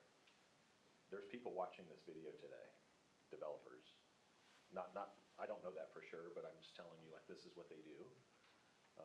When they see you vote on an item, they're wanting to know, is it 4-3? Is it 7-0? Is it 6-1? And they're gonna go to more cities that are 7-0. That's just the way they do it now. Entitlement costs have gotten so high that if your projects, and if you don't have a clear vision, it's easy to see where the 4-3 yeah, come in. And it's staff's job to make sure that we're presenting you things that you all are gonna agree to, or we've at least addressed some of those objections. But the developer developer community is looking at that, and they're paying attention more than you would think. And they have staff, that's all they do, is the entitlement person that comes in and works with all the departments, and they're telling their decision maker at the company, hey, this city's gonna be too hard to work in, let's go to the next. Right. There's no, time is money, and so that's a big deal. So I just say that not to like say, hey, you guys need to all vote the same way. Right. That's not what I'm saying, is, we wanna make sure that we're communicating and bringing things to you in a work session, so that when it gets to an agenda where you're voting, Right. you're more in alignment. Or And we don't have our vote. questions, any questions we have already answered, and Yeah. any issues Right. already addressed, and yeah. But are we going to fall into that same category where residents say, well, they already made a decision before they even brought it to council? But That's my We'll have concern. those in the public work session. Oh, perfect. So That'd be just great. like today, like, Uh-huh. as many people could fill these chairs, we'd be talking about these types of projects. Like, there's not a lot of things that I would put in an executive session unless I felt like it was gonna put us at a disadvantage Right. of, whether it's personnel issue. If it's a project, if we're trying to negotiate on a land price, or we're gonna go try to buy something, That has to be private. yeah, we'll do that in a Right. private. Exactly. But if it's a company that's trying to pick us over another city, we'll keep their information private until the project comes, and then it comes out in the work session. Absolutely. But all of these, discussions would be had in the open session. Great. And my main thing too is make sure that it does get publicized of these workshops, because I've even heard, I didn't know about it. But then again, That's not they our didn't, fault. right, That's their Sometimes- fault for not sometimes it is looking. their Right, fault. Because it's exactly. posted on Facebook and it's on the city. Staff has, just so y'all know, we can put it in the newsletter, we'll put it in your water bill, Yep. we'll put it on the website, we'll put it on the TV, cable Right. channel, we'll put it in any social media, and people will always say they didn't know about it. Yeah, Right, of course, exactly. Always do. But if you Always. can dangle a carrot, like, hey, your road's gonna be shut down for 3 weeks, oh, God. and we'll start off with something like that, that gets their attention. Exactly. Then they'll read it, we'll say, well, not really your road, but somebody else's. I We do love this with it. businesses all the time, that's how we'll get some attention with businesses, is, hey, TxDOT's gonna be doing some work in the area, it may be on 820 and 121, but, we wanna sit down and talk with you about that, and then we'll start talking to them about their sales tax. Yeah. Perfect. We'll come up with some ways to try to engage. Open the door. It's good. Yeah. Yep. But we'll have these things to you this summer, obviously, depending on where we're gonna go with the tax rate, right? If there's hey, in order to fund these things, and to get where we need to be, we gotta keep the tax rate the same, or we've gotta go up. You wanna go to the voters for it. Like, we've gotta know those things pretty quick, because these, election timelines. Yep. Early August is when you gotta call the election for Yeah. November. And we need to be communicating so that we're building, if we need to talk about raising the rate, we gotta communicate why Sure. aggressively for months. Yeah, that's where I think, starting in April, May, we're kind of kicking the budget off with staff. We'll be able to start bringing those things to you. We don't get our first preliminary tax roll until April. Usually the middle of April is when TAD, Tarrant Appraisal District, will send out the preliminary tax roll. And then people have the chance to protest, and it's not until July 25th that you get the certified tax roll. Yeah. So that's why it's really tough timeline. It makes it really hard to go from July 25th to go have your first public hearing. So we're basically guessing in August, and then as soon as they come out with the rolls, we run all the numbers, got to make changes. So staff's always scrambling kind of between July 25th and that first hearing. And we would really have to communicate it this year, as it's a midterm, it's not as much of a turnout as the presidential election, but it still gets a lot of people out there. So we would really have to work hard to really, educate, because there's gonna be so many people coming that aren't necessarily plugged into what's going on in the city and just voting, so they gotta know why they're voting. I'm not suggesting, for the record, if this microphone is still on, that we're raising taxes. Thank you. Please. Right. Thank you. But if we went that direction, yes. It's just, things can, if you don't keep the rate the same, and it can default back to the other rates that are significantly lower. We got a very small budget, between all of our funds, so every penny counts. Okay, so any other topics or questions? If it's okay, if you're okay with me just snapping a picture with my phone of your notepad, I'll get it to Lisa, we can kind of put it, just from a documentation standpoint. And then I've got yours written down, Travis, so we can, Probably need to write it. well, I've actually written everything down, so I think we're good. If you wanted to share that with me, you certainly can. Yeah. You can. Happy to. I was gonna ask if we can discuss a couple things that I think is important. Sure. It's not, it might be urgent, but it's not urgent, because you've heard a lot of the council members say how quiet it is, and you go in your backyard and stuff. That's not the case over here. You have to yell at each other in your backyard because of the noise. Traffic noise? Traffic noise. Okay. I've asked, how many years? Yeah. About 10 years now, if we can get TxDOT to put a wall up of some sort. And we've talked about it, but again, I'm just thinking that is a big, big concern. We've heard that it may be in phase 2, It was but we supposed don't know. Yeah, Right. It always was, so. Okay. where Thank we- you. Where we asked them to not do it was in front of the businesses. Correct. Right. We didn't want. The business businesses park, to go right. away, and then there was the opportunity to put other restaurants or retail next to McDonald's. Yeah, So we no, I said was that- just talking about from Hanley to Yeah, the, to the west. right. Right. And even maybe for, I mean, I was putting in an entertainment business at the, let's just say the train station area. They would be getting all that noise also, so. Yep. But that's, I don't, there was only sound wall on the residential side, if I remember right. That's it, yeah. And Yeah, so they that won't do would it be, for retail. The business community would probably berm that, they would do something to Mm-hmm. buffer noise. But TxDOT likely would put a wall up, especially in the railroad. There's so much, not very much room between TxDOT right away and the railroad. right, There is exactly. yeah, It's probably butts up against each other. they do. Well, I'll just tell you, there, was it 2 years ago, Chief, that we complained about the music being played down there off of, not Trinity, but the next road up, Randall Mill?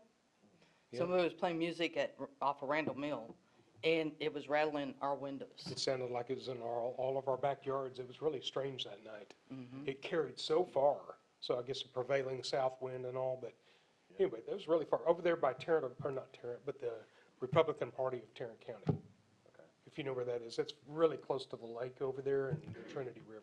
Yeah. Yeah, where they test the Broadcast all boats. the way over. Mhm, Yeah. it- It's coming I up mean- the river or something, but. Yeah, Or it's strange. Yeah, I mean, we was calling the police Visual. department and telling them they need to go get somebody to turn that music down. Yeah. And they were all driving around the city trying to figure out where it was coming from.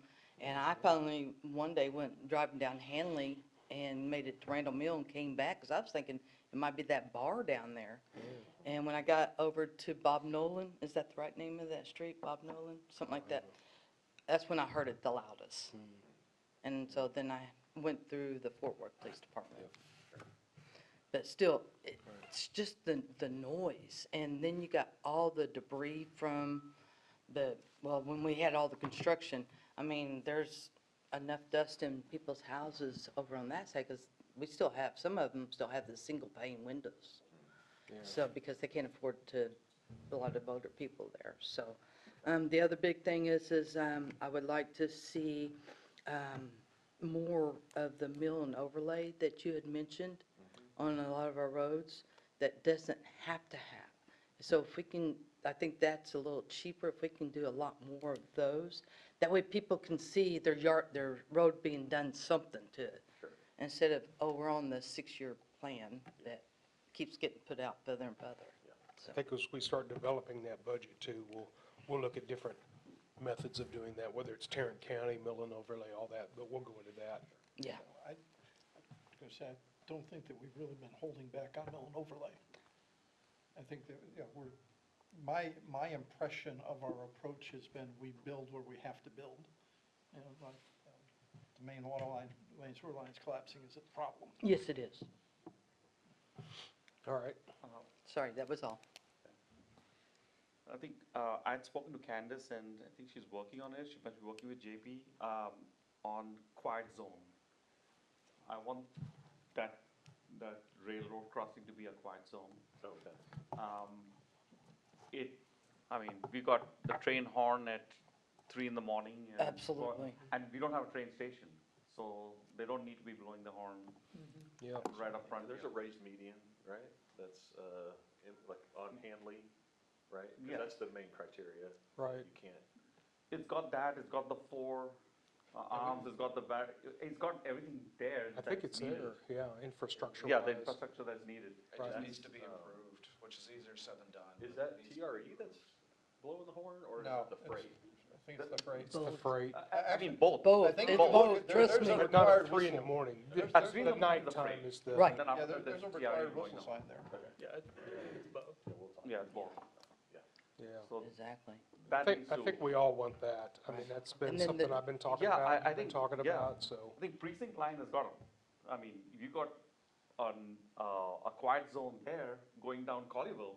And that's a big road, and and we got a quiet zone there. Why can't we do it for a small road like this? We can, Yeah, I think it's just a matter of. we can do it. All the parties, but, yeah, there's some criteria that, and this is a DART corridor, so Right. DART owns the actual land and the Okay. rail, and then they lease it out to TRE and to, Fort Worth Union Western, Pacific? whoever, I don't know who the private operator is there. but Actually, BNS. I know on the Tex rail, it's DART owns the tracks, which is weird, cause it's nowhere know. near DART, but they Right. bought a bunch of right-of-way back in the day. And Fort Worth Western Railroad operates there. All the So extra. if you look at like Smithfield and North Richland Hills, you know, they put the medians up, that Right. people can't cross through. They had to have a lot of, you had to close, so in order to do a silent crossing, you have to close something else somewhere. It doesn't have to be in your city, but it needs to be somewhere in the system. There's weird things like that. So Okay. COG actually can help. Jeff Haptock, who works for Michael Morris's division, is kind of the railroad guy. But I'm sure David Burkett and others understand where we are. So I'll just get caught up on that, where we are with that, but we'll catch back up with you and give you an update. Is Trinity Metro, they're part of all that too, is that right? Yeah, they're the Yeah, I mean, operator. that's- They're, Yeah, they're the they operator. lease it from DART. Right. Yeah.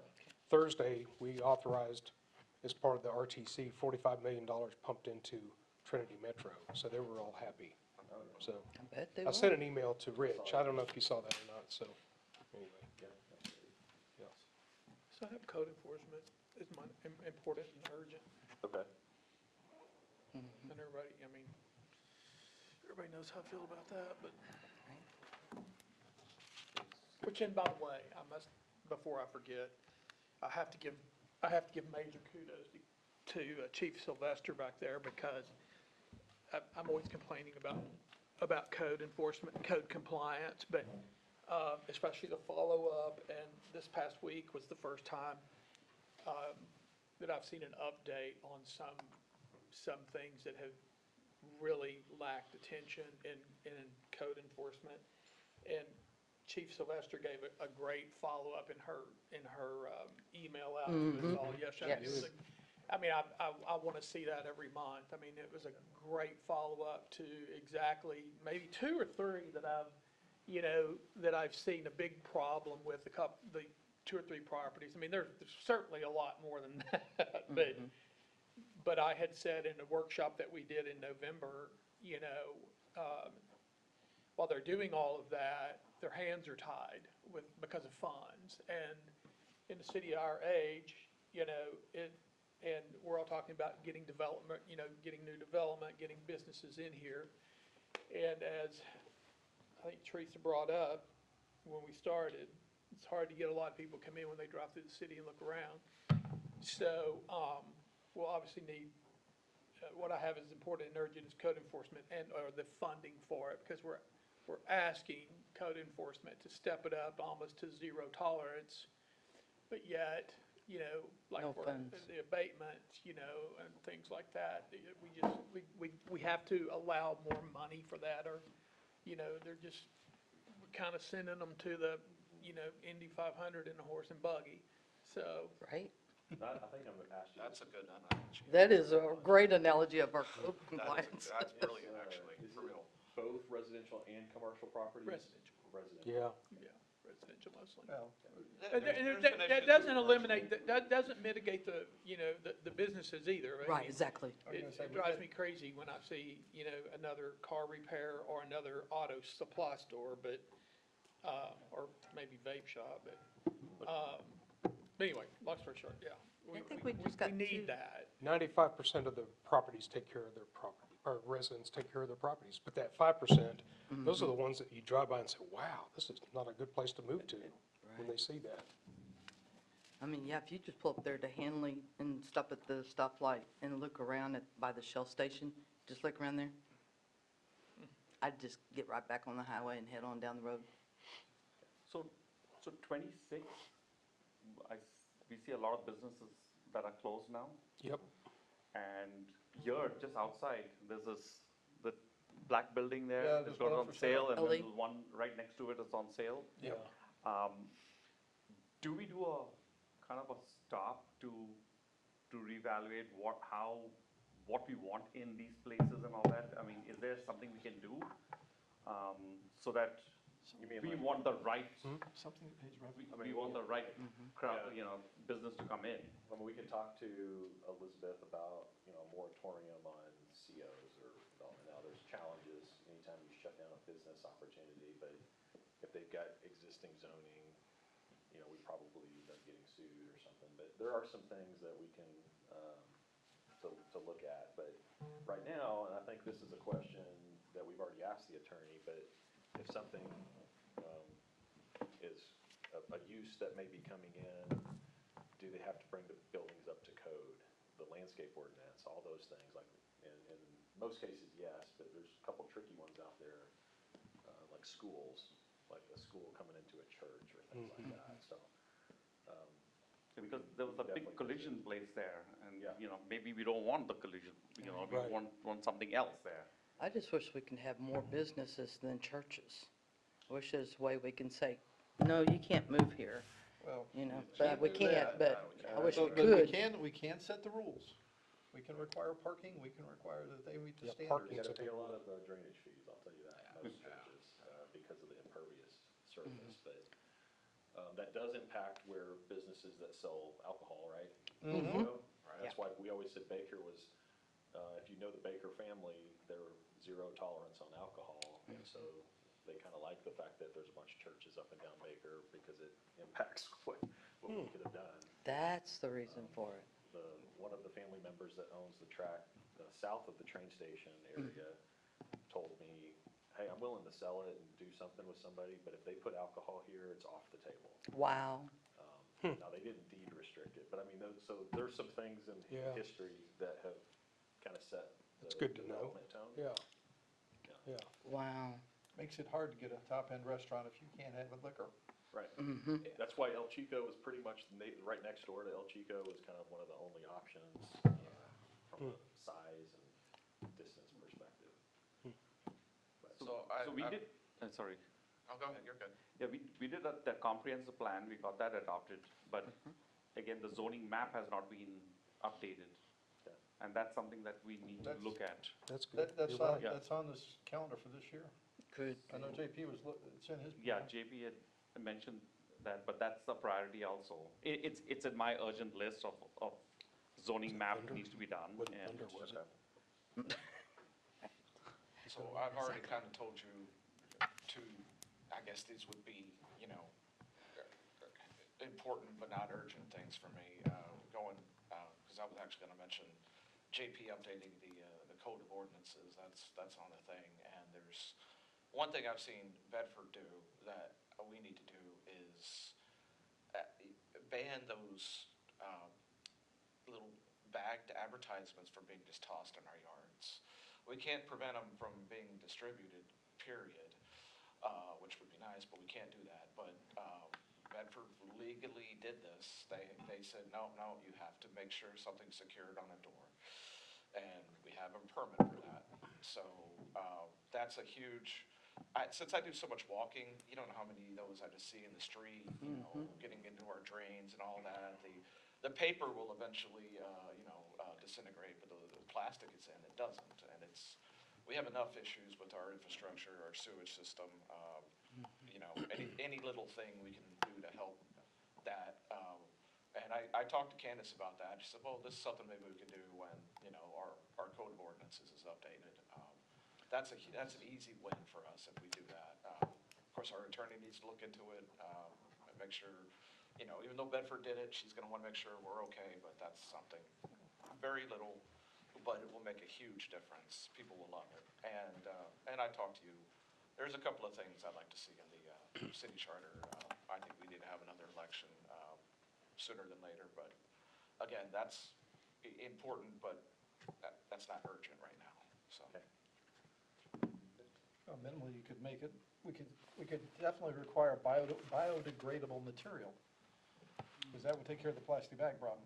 Yeah, and they probably wouldn't go for that. We don't want it to but, sit out there and yeah. biodegrade either. It's something, you know, like I said, we can't prevent them from, you know, distributing something Keeping the for sewage free. clean is important. But, Yeah. Actually, it's not sewer, keeping the drainage. So if we're gonna bring up some needs, then I'm gonna go ahead and talk about the identity of Richland Hills. You know, nobody knows that we're Richland Hills. It's always North Richland Hills.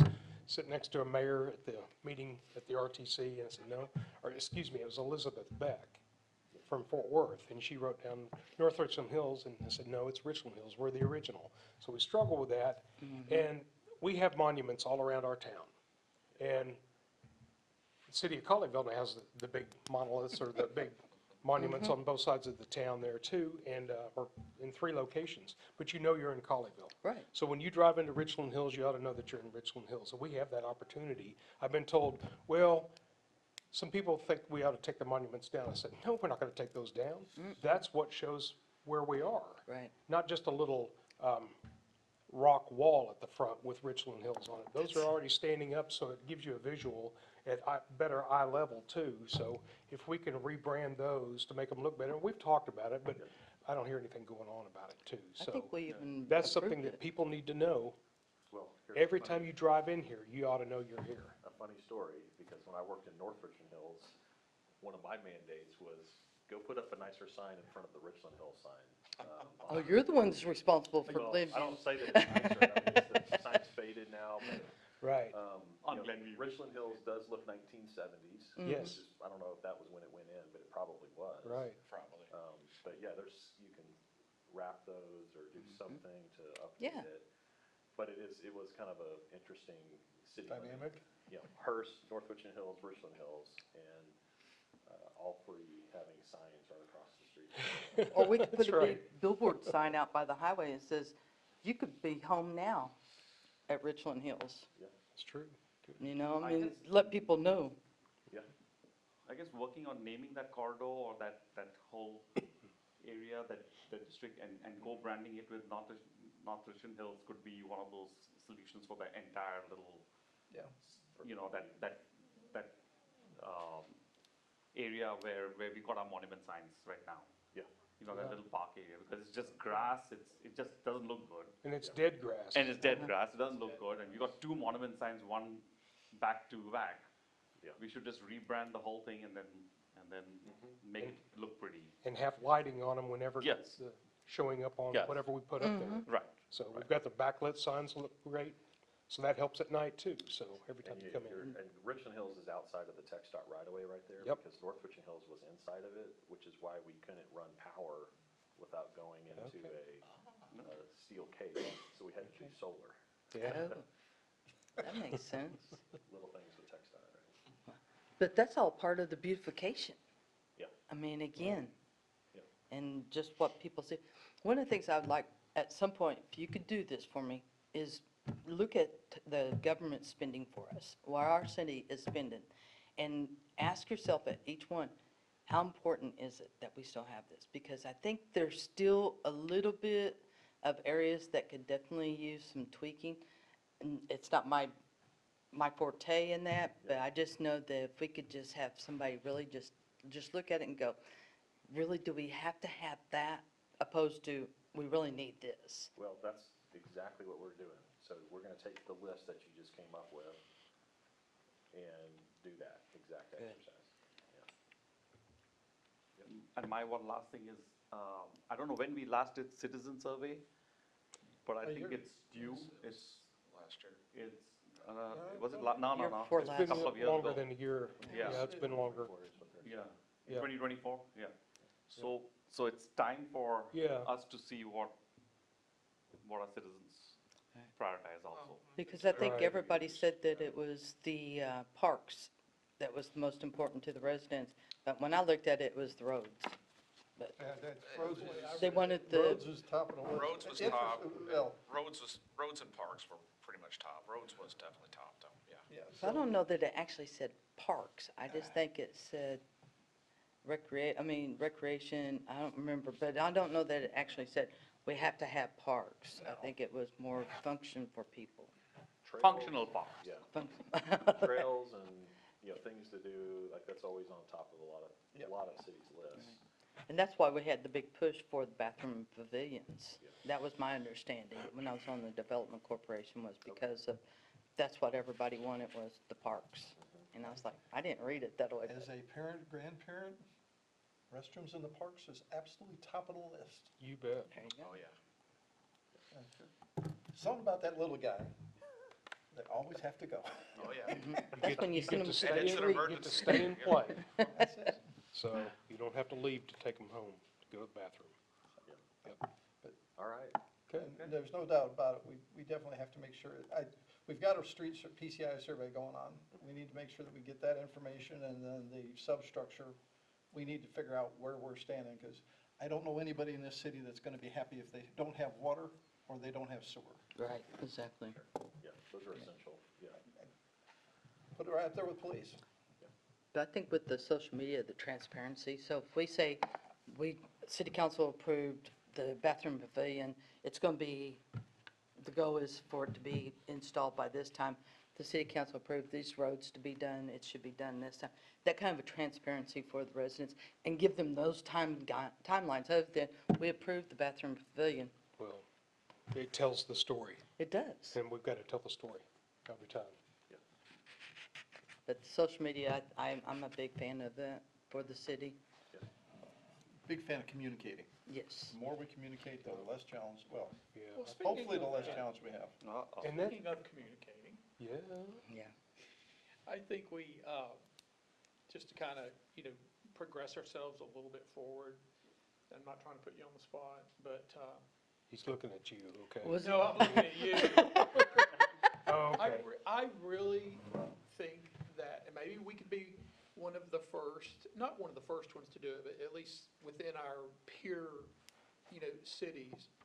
I just really think, yes, I do believe that communication is great. The problem is the communication that gets spread is always about 95% false. Absolutely. And I think it would be great if we had a once-a-month webcast from the mayor out, talking about whatever subject he wants to talk about, and/or setting any records straight, and/or getting communication out. I still think you have to do, yes, as you said earlier, you have some that you can do whatever media you want to, and they're always gonna say, I did not know about that. Right, exactly.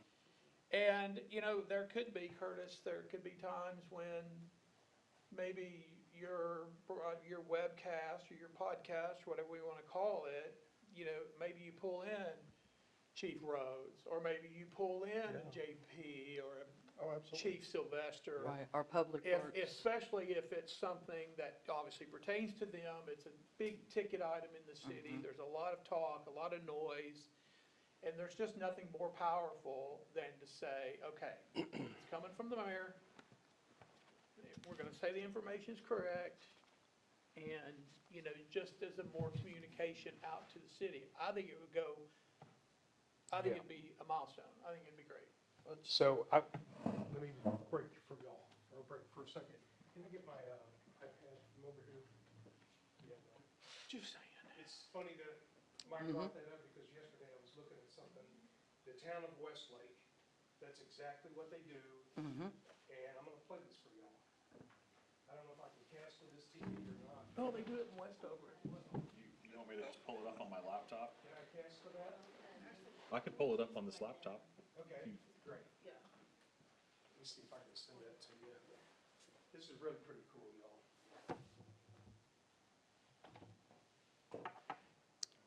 Do you have a link or just?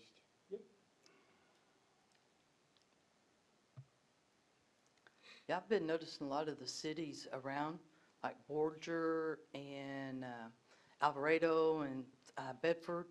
Bedford had a really cute one with the police, the fire department and stuff. But they have some really cool videos that they're putting out there, kind of describing the people and stuff. I'm gonna forward this to Jason. Jason, I'm gonna forward this to you. Okay.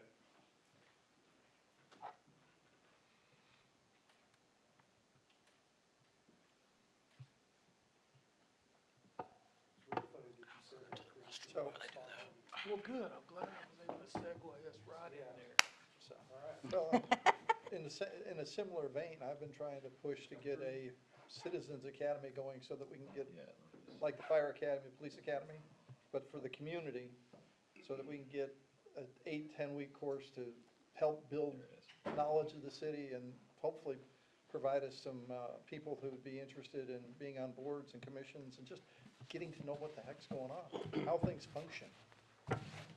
Bring in, if you have if we do a podcast, one with the finance folks that say, okay, this is how your taxes are spent. This is what it all means.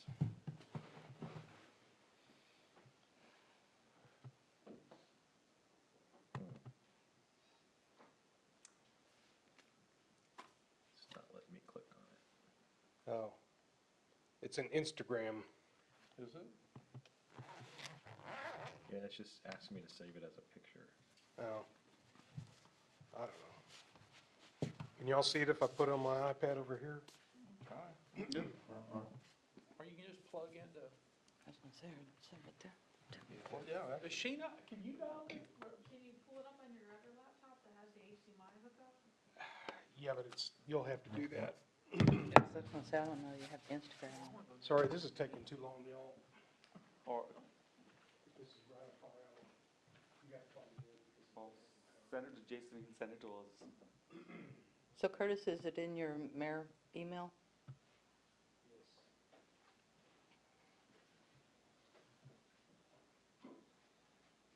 Y'all go ahead and continue, and I'll just help her with this real quick.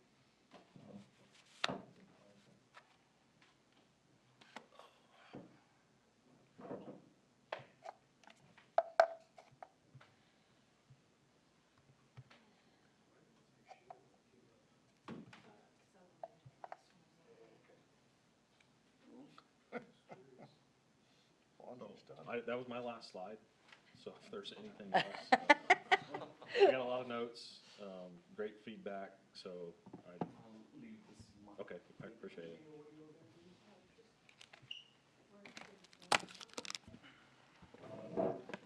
I think I got it here, Mayor. Okay. Maybe. I just found it on their site.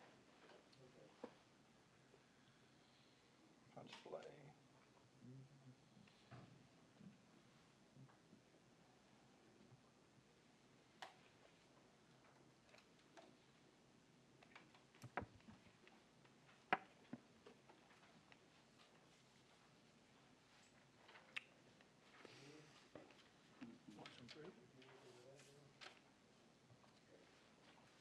What?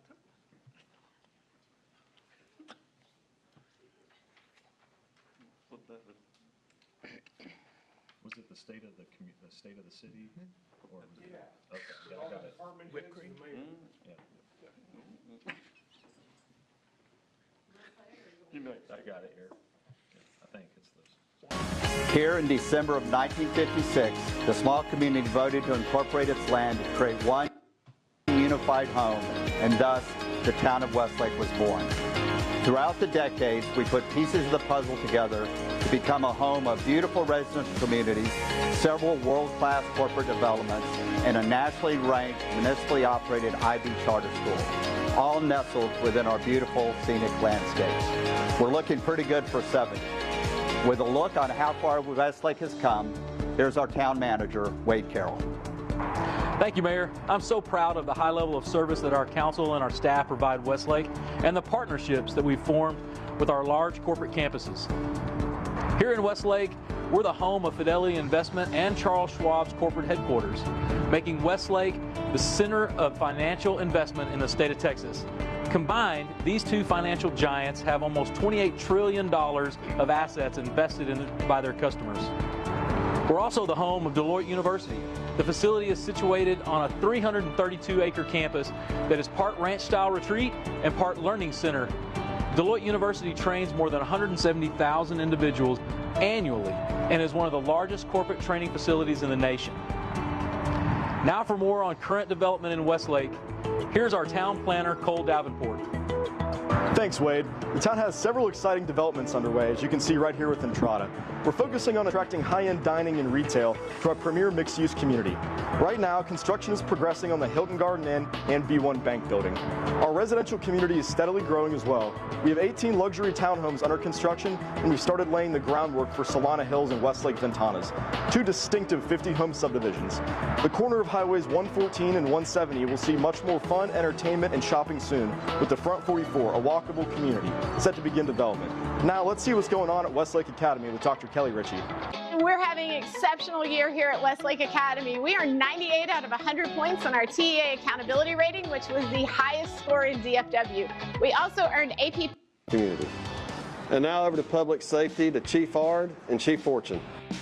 Thanks, Kyle. Whether it be the Keller Police or the Fire EMS Department, our top priority is to keep everyone safe while they're in the town of Westlake. That's right, Chief. We do it in a variety of ways. On the fire department side, a part-time fire inspector was added to support the inspection and plan review for more than 2.37 million square feet of new construction, representing more than $634 million in development value within the town of Westlake.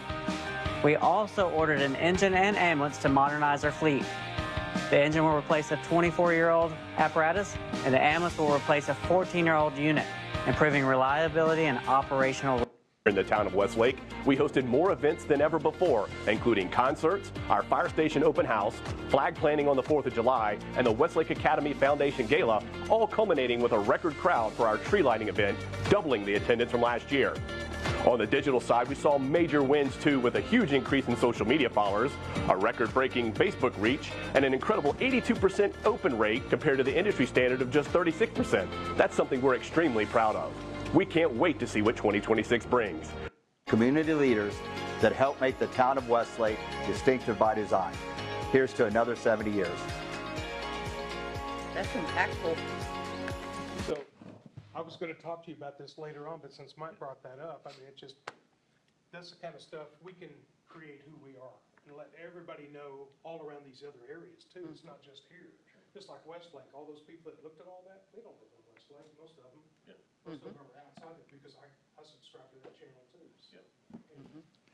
All right, thanks.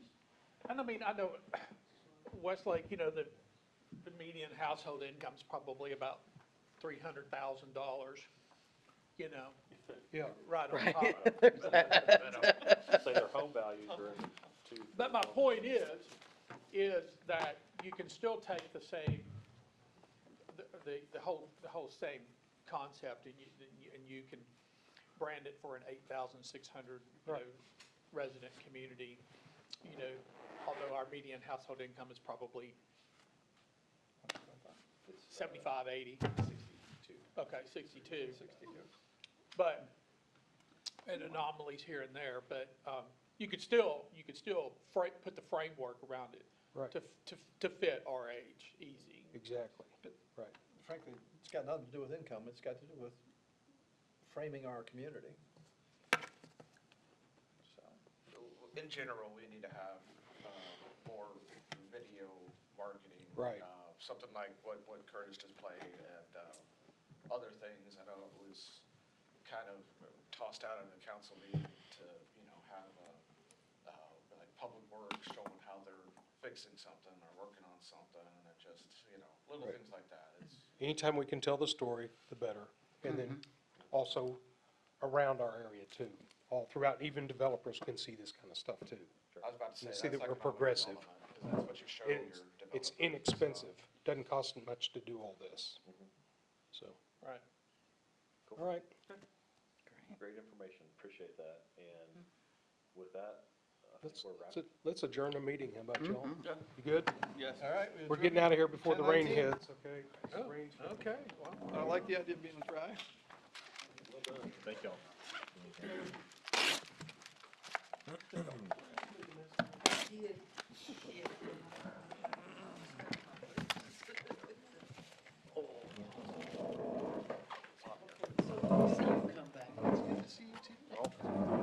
I heard Athena, I was like, I thought that was.